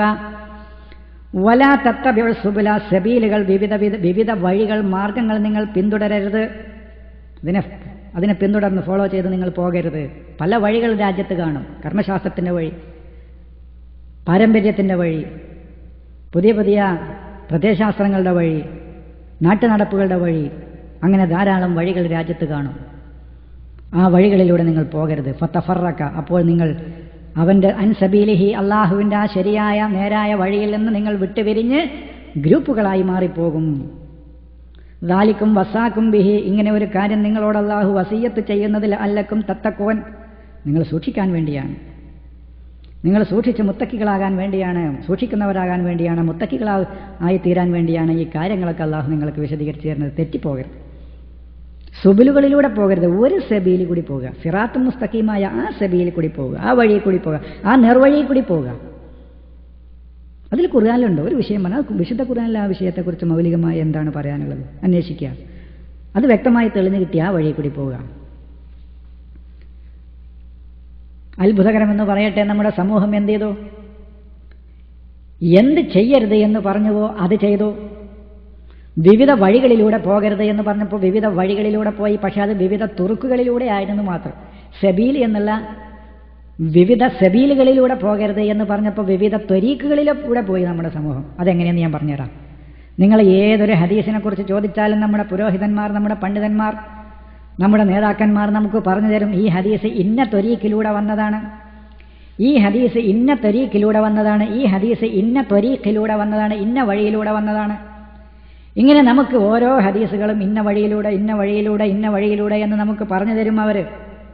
അങ്ങനെ ഓരോരോ വഴികൾ നമുക്ക് അവർ പറഞ്ഞു തന്നിട്ട് പറയും, ഈ ഹദീസ് ഇന്ന വഴിയിലൂടെ, ഈ ഹദീസ് ഇന്ന വഴിയിലൂടെ. അപ്പം എന്തേ നമ്മുടെ സമൂഹം ചെയ്തുള്ളൂ? അള്ളാഹ് സുബിലിലൂടെ പോകരുത് എന്ന് പറഞ്ഞു. പക്ഷെ നമ്മുടെ സമൂഹം തുറുക്കുകളിലൂടെ, അള്ളാഹുവിൻ്റെ സെബീൽ വിട്ട് വേറെ സെബീലുകളിലൂടെ പോകരുത് എന്ന് പറഞ്ഞു. പക്ഷെ നമ്മുടെ സമൂഹം എന്ത് ചെയ്തു? അള്ളാഹുവിൻ്റെ ത്വരീക്ക് വിട്ടിട്ട് വേറെ ത്വരീക്കുകളിലൂടെ പോയി. പദം ഒന്ന് മാറ്റിയെന്നുള്ളൂ, അർത്ഥം ഒന്ന് തന്നെ. സെബീലായാലും ത്വരീക്കാണെങ്കിലും വഴി വഴി തന്നെ. പക്ഷെ അതേ പദം ഉപയോഗിച്ചിട്ട് ഇനി ജനങ്ങളെ പിന്നെ ആശയക്കുഴപ്പത്തിലാക്കണ്ടെന്ന് വിചാരിച്ചിട്ട് പദം ഒന്ന് മാറ്റി, അർത്ഥം ഒരേ അർത്ഥം തന്നെ. നിങ്ങൾ ഏത് ഹദീസിനെ കുറിച്ച് നമ്മുടെ പണ്ഡിതന്മാരോട് ചോദിച്ചു നോക്കൂ, ഈ ഹദീസ് ഏത് ത്വരീക്കിലൂടെ വന്നതാണെന്ന് പറഞ്ഞാൽ അവരതിൻ്റെ ത്വരീക്ക് പറഞ്ഞു തരും. ഇങ്ങനെ ഈ സമൂഹത്തെ വിവിധ ത്വരീക്കുകളിലൂടെ, വിവിധ വഴികളിലേക്ക് ഈ സമൂഹത്തെ തിരിച്ചുവിട്ടു. അതാണ് നമ്മുടെ സമൂഹം ചെയ്തത്. ഈ ഉസൂൽ ഹദീസ് നിങ്ങൾ നോക്കി, ഉസൂൽ ഹദീസിൻ്റെ ആളുകളോട് ചോദിച്ചാൽ മതി, അവർ പറഞ്ഞു തരും ഈ ഹദീസ് ഇന്ന ത്വരീക്കിൽ കൂടി വന്നതാണ്. ഉസൂൽ ഹദീസ് പണ്ഡിതന്മാരെ എഴുതി വെച്ചിട്ടുണ്ട്, ഈ ഹദീസിൻ്റെ ത്വരീക്കിന്നതാണ്, ഈ ഹദീസിൻ്റെ ത്വരീക്കിന്നതാണ് എന്നുള്ളൊരു. അപ്പോൾ ഞാൻ പറയുന്നത്, അള്ളാഹു എന്ത് പറഞ്ഞോ, ചെയ്യരുതെന്ന് പറഞ്ഞോ അത് ചെയ്യുക, ചെയ്യണമെന്ന് പറഞ്ഞോ അത് ചെയ്യാതിരിക്കുക. അത് എന്തോ അറിയില്ല നമ്മുടെ സമൂഹത്തിന് അങ്ങനെ ഒരു ശീലം വന്നുപോയി. അതുകൊണ്ട് സഹോദരങ്ങളെ ഒന്ന് ചിന്തിക്കുക. ദൈവത്തിൻ്റെ ഈ വേദത്തെ, അവൻ്റെ ഈ വിശുദ്ധ കലാമിനെ, വിശുദ്ധ ഗ്രന്ഥത്തെ, അൽ കിതാബിനെ, അൽ ഖുർആനിനെ നമ്മൾ ഇനിയെങ്കിലും വിശ്വാസത്തിലെടുക്കുക. വിശ്വസിക്കുക എന്ന് പറഞ്ഞാൽ ഇത് മുഹമ്മദ് നബിക്ക് ഇറങ്ങിയ അള്ളാഹുവിൻ്റെ ഗ്രന്ഥമാണ് ഖുർആൻ എന്ന് വിശ്വസിച്ച് നടക്കല്ല. അതിപ്പോൾ ഒരു യുക്തിവാദിനോട് ചോദിച്ചാലും പറഞ്ഞു തരും, മുഹമ്മദിന് ഇറങ്ങിയ ഖുർആൻ ഏതാണെന്നോ ഗ്രന്ഥം ഏതാണെന്ന് ചോദിച്ചാൽ അവർ ഖുർആനാന്ന് പറഞ്ഞു. അങ്ങനെ മുഹമ്മദ് നബിക്ക് ഇറങ്ങിയ ഖുർആന വേദം ഏതാണെന്ന് ചോദിച്ചാൽ അത് ഖുർആനാണെന്ന് പറയിപ്പിക്കലല്ല ഖുർആനിലുള്ള വിശ്വാസം. ഒരു വസ്തുവിനെ വിശ്വാസത്തിലെടുക്കുക എന്ന് പറഞ്ഞാൽ ആ വസ്തു എൻ്റെ ജീവിതത്തിൽ എനിക്ക് സംരക്ഷണം നൽകുന്നതാണ്, എനിക്ക് വിജയം നൽകാൻ പര്യാപ്തമായതാണ്, എൻ്റെ ജീവിതത്തെ വിജയിപ്പിക്കാൻ പരിപൂർണമായിട്ടും ഉതകുന്നതാണ് ഈ വസ്തു എന്നതിനെ വിശ്വാസത്തിലെടുക്കണം. അല്ലാതെ ഖുർആൻ അള്ളാഹുവിൽ നിന്ന് ഇറങ്ങി മുഹമ്മദ് നബിക്ക് അവതരിപ്പിക്കപ്പെട്ട ഗ്രന്ഥമാണ് എന്ന് വെറുതെ വിശ്വസിക്കാൻ കിട്ട് അതിനെ അങ്ങനെ ഒരു വിശ്വാസത്തിൽ അങ്ങനെ വിശ്വസിച്ച് നമ്മുടെ ജീവിതത്തിന് വേണ്ട മാർഗനിർദ്ദേശങ്ങളൊക്കെ വേറെ ഗ്രന്ഥങ്ങളുടെയും വേറെ ആളുകൾ നിർമ്മിച്ച ആളുകൾ എഴുതിയുണ്ടാക്കിയ ഗ്രന്ഥങ്ങളുടെയും പിറകെ പോവുകയും ചെയ്യുക. ഇത് ഖുർആനിലുള്ള വിശ്വാസമാണെന്ന് എനിക്ക് തോന്നുന്നില്ല. ഇനി ഭിന്നതയുണ്ടാക്കുന്നവരെക്കുറിച്ച് താക്കീത് ചെയ്തുകൊണ്ട് മറ്റൊരു വചനം കൂടി അള്ളാഹു പറയുന്നു. ഭിന്നിപ്പിക്കുന്ന, അള്ളാഹുവിൻ്റെ വഴിയിൽ നിന്ന് ആളുകളെ ഭിന്നിപ്പിക്കുന്ന ആളുകളുടെ കൂടെ നിങ്ങൾ പോകരുത്, അവരിൽ നിന്ന് മാറി നിൽക്കണം എന്ന് പറയാൻ അള്ളാഹു പ്രേരിപ്പിക്കുന്ന ഒരു വചനം കൂടി. ഇന്നല്ലദീന ഫറഖൂ ദീനഹും, തങ്ങളുടെ മതത്തെ ഭിന്നിപ്പിച്ചവർ, ഫിർഖത്ത് ഗ്രൂപ്പുകളാക്കിയ ആളുകൾ. നാട്ടിലെ എത്ര ഗ്രൂപ്പാണ് അതിപ്പോൾ നമ്മൾ പറയണില്ല. ഒരു വിഭാഗം മറ്റൊരു വിഭാഗത്തിനെ കാഫിറാക്കുന്നു, നരകത്തിലേക്ക് പറഞ്ഞയക്കുന്നു, അവരെ നരകത്തിൻ്റെ അവകാശികളാക്കുന്നു, മുശ്രിക്കാക്കുന്നു, കാഫിറാക്കുന്നു. നമ്മളിപ്പോൾ അതിനൊന്നുമില്ലേ? ആരെയും മുശ്രിക്കാക്കാനുമില്ല, കാഫിറാക്കാനുമില്ല, നരകത്തിൽ കാക്കാനുമില്ല, സ്വർഗത്തിൽ കാക്കാനുമില്ല. അത് മുഹമ്മദ് നബിക്ക് വരെ അവകാശമില്ല എന്നാ. മുഹമ്മദ് നബിക്ക് അവകാശമില്ലാത്ത ഒന്ന് വളരെ നിസാരന്മാരായ നമ്മളെ സംബന്ധിച്ച് പിന്നെ അതിന് അവകാശമുണ്ടോ? പക്ഷേ മുഹമ്മദ് നബിയേക്കാൾ വലിയ മഹാന്മാരായ ആളുകൾ നമ്മുടെ നാട്ടിൽ കൂടി നടക്കുന്നുണ്ട്. ആളുകളെ സ്വർഗത്തിലേക്കും നരകത്തിലേക്കും വീതിച്ച് മുശ്രിക്കും കാഫിറുമൊക്കെ ആക്കി വീതം വെച്ച് ഈ സമൂഹത്തെ ഓരോ അറകളാക്കി ഒരു തുള്ളി വെള്ളം പോലും അങ്ങോട്ടും ഇങ്ങോട്ടും കിടക്കാൻ കഴിയാതെ ഭിന്നിപ്പിച്ച്, മതങ്ങളെ ഭിന്നിപ്പിച്ച്, സ്വജനത്തിൻ്റെ പക്ഷക്കാരനാണെന്ന് പറഞ്ഞ് പരജനങ്ങളെ ശത്രുവാക്കിക്കൊണ്ട്, പരജനങ്ങളെ മുഴുവൻ ശത്രുവായി കാണാൻ പഠിപ്പിച്ചുകൊണ്ട്, അതങ്ങനെ വിവിധ മതങ്ങൾ ശത്രുക്കൾ, ഒരേ മതത്തിൽ തന്നെ വിവിധ ഗ്രൂപ്പുകാർ ശത്രുക്കൾ. ഞാൻ ചോദിച്ചു, മുസ്ലിമായ പോരെ? മുസ്ലിമായ പോരാ, ഞങ്ങളെ ഗ്രൂപ്പിലായാലേ വിജയം കിട്ടുള്ളൂ എന്നാ. ഞങ്ങളെ ഗ്രൂപ്പിൽ പെട്ടാലേ വിജയം കിട്ടുള്ളൂ എന്നാ. വേറെ രക്ഷയില്ല. മടമ്പും കാലം വെള്ളമായിട്ടില്ലെങ്കിൽ വയലെന്ന നരക ഹദീസ്. അത് വിശ്വസിച്ചേ പറ്റൂ. വയലില്ല ആക്കാബും, മടമ്പും കാലം വെള്ളമായിട്ടില്ലെങ്കിൽ നരക. അത് എങ്ങനത്തെ നരകം? വയലെന്ന നരകം നമ്മൾ വ്യാഖ്യാനിച്ചു. വയലെന്ന നരകം ഏറ്റവും മോശപ്പെട്ട നരകം, നരകത്തിലൊരു ഭാഗമാണ്, ഏറ്റവും ശിക്ഷ കൂടുതലുള്ള ഭാഗം. അപ്പോൾ ഇങ്ങനെ ഇവർ പറയുന്നത് മുഴുവൻ വിശ്വസിച്ച് അവരുടെ ഗ്രൂപ്പിൽ തന്നെ ആകണം.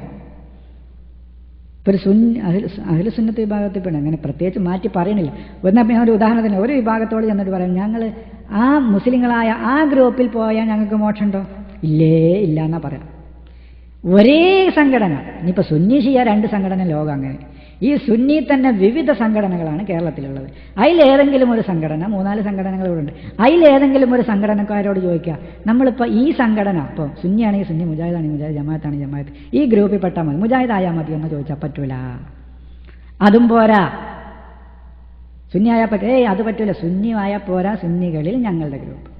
ഇങ്ങനെ ഞങ്ങൾ പറയുന്ന ഗ്രൂപ്പ് വിഭാഗത്തിലെ ഞങ്ങൾ പറയുന്ന ഗ്രൂപ്പിൽ പെട്ടെങ്കിലേ നിങ്ങൾക്ക് മോക്ഷമുള്ളൂ, സ്വർഗമുള്ളൂ എന്നാണ് ഇന്ന് വാദിക്കുന്നത്. അതെന്തോ ആകട്ടെ. എന്നാൽ അള്ളാഹു പറയുന്നു, ഇന്നല്ലദീന ഫറഖൂ ദീനഹും, തങ്ങളുടെ മതത്തെ ഗ്രൂപ്പുകളാക്കിയ ആളുകൾ, വകാനൂ ശിയഅൻ, അങ്ങനെ അവർ കക്ഷികളായി തീരുകയും ചെയ്താൽ ലസ്ത മിൻഹും, നീ അവരിൽ ഫീ ഷൈഇൻ, ഒന്നിലും നീ അവരിലില്ല. നബിയോടാ പറയണേ, നമ്മളോടല്ല. ഇന്നമാ അംറുഹും ഇലല്ലാഹി, അവരുടെ പ്രശ്നങ്ങൾ നീ ദൈവത്തിലേക്ക് വിടുക. സുമ്മ യുനബ്ബിഉഹും ബിമാ കാനൂ യഫ്അലൂൻ, പിന്നീട് അവർ പ്രവർത്തിച്ചതിനെക്കുറിച്ച് അവർക്ക് അറിയിക്കപ്പെടുന്നതാണ്. അവരെ നീ വിട്ട്, നീ അവരിലില്ല. അവരുടെ പ്രശ്നം ദൈവത്തിലേക്ക്, അള്ളാഹുവിലേക്ക് നീ തീർപ്പിന് വേണ്ടി വിടുക. നബിയോടാ പറയണത്. അങ്ങനെ ഭിന്നിച്ചൊരു നാട്ടിലുണ്ടെങ്കിൽ അവരെ നരകത്തിൻ്റെ അവകാശികളോ സ്വർഗത്തിൻ്റെ അവകാശികളോ ഒന്നും ആക്കണ്ട, അവരുടെ തീർപ്പ് നീ ദൈവത്തിലേക്ക് വിടുകയാണ്. ഈ സന്ദേശം വരുന്നതിന് മുമ്പ് ആളുകളെക്കുറിച്ച് വരെ പ്രവാചകന്മാരോട് അവിടുത്തെ ജനങ്ങൾ ചോദിച്ചിരുന്നു, മാ ബാലുൽ ഖുറൂനിലൂല, അപ്പോൾ പൂർവിക ജനങ്ങളുടെ അവസ്ഥയ്ക്ക് എന്താ നിങ്ങൾ ഈ പറയണതാ ശരിയെങ്കിൽ? ആ പ്രവാചകന്മാർ അവരെക്കുറിച്ച് ഒന്നും പറഞ്ഞില്ല. മൂസാ നബി പറഞ്ഞത് ഇൽമുഹാ ഇൻദ റബ്ബി ലാ യളില്ലു വലാ യൻസാ, അവരെക്കുറിച്ചുള്ള അറിവ് എൻ്റെ രക്ഷിതാവിൻ്റെ അടുത്തുണ്ട്, അവന് പിഴക്കുകയോ മറക്കുകയോ ഇല്ല. ഒഴിഞ്ഞു മാറി. നരകത്തിൻ്റെ ആളുകളെന്നോ സ്വർഗത്തിൻ്റെ ആളുകളെന്നോ മൂസാ നബി തീർപ്പ് കൽപ്പിച്ച് പറഞ്ഞില്ല. അള്ള പറയാൻ പറഞ്ഞത് പറഞ്ഞു. അവരെക്കുറിച്ചൊക്കെ അറിവ് എനിക്കല്ല, എൻ്റെ രക്ഷിതാവിൻ്റെ അടുക്കലുണ്ട്. ആ രക്ഷിതാവിന് പിഴക്കുകയോ തെറ്റുകയോ ഇല്ല. നോക്കൂ, എത്ര മാന്യമായ മറുപടി. മുഹമ്മദ് നബിയുടെ കാലത്തും പറഞ്ഞു, തിൽക ഉമ്മത്തുൻ ഖദ് ഖലത്ത്, അവരൊക്കെ കഴിഞ്ഞ സമൂഹങ്ങളാണ്. ലഹാ മാ കസബത്ത്, അവർ അധ്വാനിച്ചതിൻ്റെ ഫലം അവർക്ക് കിട്ടി. ലക്കും മാ കസബത്തും, നിങ്ങൾ അധ്വാനിക്കുകയും പ്രവർത്തിക്കുകയും നിങ്ങൾ പരിശ്രമിക്കുകയും ചെയ്യുന്നതിൻ്റെ പ്രതിഫലം നിങ്ങൾക്ക് കിട്ടും. നോക്കൂ, ഒന്നും പറഞ്ഞില്ല. അവർ കാഫിറാണെന്ന്, നരകത്തിൽ ഒന്നും പറഞ്ഞു. ഇവിടെ അതാ പറയുന്നത്. ഭിന്നിച്ച ആളുകൾ ഉണ്ട്, പക്ഷെ നീ അവരിലില്ല, അവരിൽ ഒന്നിലും നീയില്ല. അവരുടെ പ്രശ്നം നീ ദൈവത്തിലേക്ക് വിടുക. അവർ പ്രവർത്തിക്കുന്നതിനെക്കുറിച്ച് അവർക്ക് അറിയിക്കപ്പെടുക തന്നെ ചെയ്യും. അപ്പോൾ അതാണ് ഗ്രൂപ്പുകളാക്കി പിരിഞ്ഞ ആളുകളുടെ കൂട്ടത്തിൽ മുഹമ്മദ് നബി ഇല്ല. മാത്രമല്ല, മുഹമ്മദ് നബി ഒഴിഞ്ഞു മാറും. ഏതൊരു ദൈവിക ദൂതനും ഒഴിഞ്ഞു മാറും. അത് വിശുദ്ധ ഖുർആൻ പറയുന്നുണ്ട്. വഖാല റസൂലു, അള്ളാഹുവിൻ്റെ ദൂതൻ പറഞ്ഞു, യാ റബ്ബി ഇന്ന ഖൗമി ഇത്തഖദു ഹാദൽ ഖുർആന മഹ്ജൂറ, രക്ഷിതാവേ, എൻ്റെ ജനത ഈ ഖുർആനിനെ നിരസിച്ചു കളഞ്ഞു, നിരാകരിച്ചു കളഞ്ഞു. അതാണ് മുഹമ്മദ് നബി ആ ഗ്രൂപ്പിൽ നിന്ന് ഒഴിഞ്ഞു മാറും. ഈ ഖുർആനിനെ തള്ളിക്കളഞ്ഞ അതിൽ നിന്ന് മുഹമ്മദ് നബി പറയാണ്, എൻ്റെ ജനത, എൻ്റെ രക്ഷിതാവേ, എൻ്റെ ഈ ജനത ഈ ഖുർആനിനെ നിരസിച്ചു കളയുകയും ചെയ്തുവല്ലോ എന്നാണ് പറയുന്നത്. അപ്പോൾ അവരെ പിഴപ്പിക്കാൻ വേണ്ടി പിശാച് അള്ളാഹുവിൻ്റെ ഈ സിറാത്തുൽ മുസ്തഖീം ഏതാണെന്ന് നമുക്ക് പറഞ്ഞു തന്നു. അത് ഖുർആനാണെന്ന് പറഞ്ഞു തന്നു. ഹാദാന്ന് ചൂണ്ടിക്കാണിച്ചുകൊണ്ട് അത് പറഞ്ഞു തന്നു. 126-ൽ 153-ൽ 8-10 കാര്യങ്ങൾ പറഞ്ഞ ശേഷം പറഞ്ഞു, ഇതാണിട്ടില്ലേ എൻ്റെ സിറാത്തുൽ മുസ്തഖീം എന്ന് പറഞ്ഞു. എന്നിട്ടാണ് അള്ളാഹു പറയുകയാണ്, ഈ സിറാത്തുൽ മുസ്തഖീമിൽ ആരിയിരിക്കും? പിശാച് ഇരിക്കുക തന്നെ ചെയ്യും. എന്തിന്? മനുഷ്യരെ പിഴപ്പിക്കാൻ. ശൈത്താൻ അവിടെ വന്നിരിക്കും. ശൈത്താൻ ആരൊക്കെയാണെന്നൊന്നും ഞാൻ പറയണില്ല. അതൊക്കെ നിങ്ങൾ ബുദ്ധിയുള്ള ആളുകൾ തീരുമാനിക്കുക.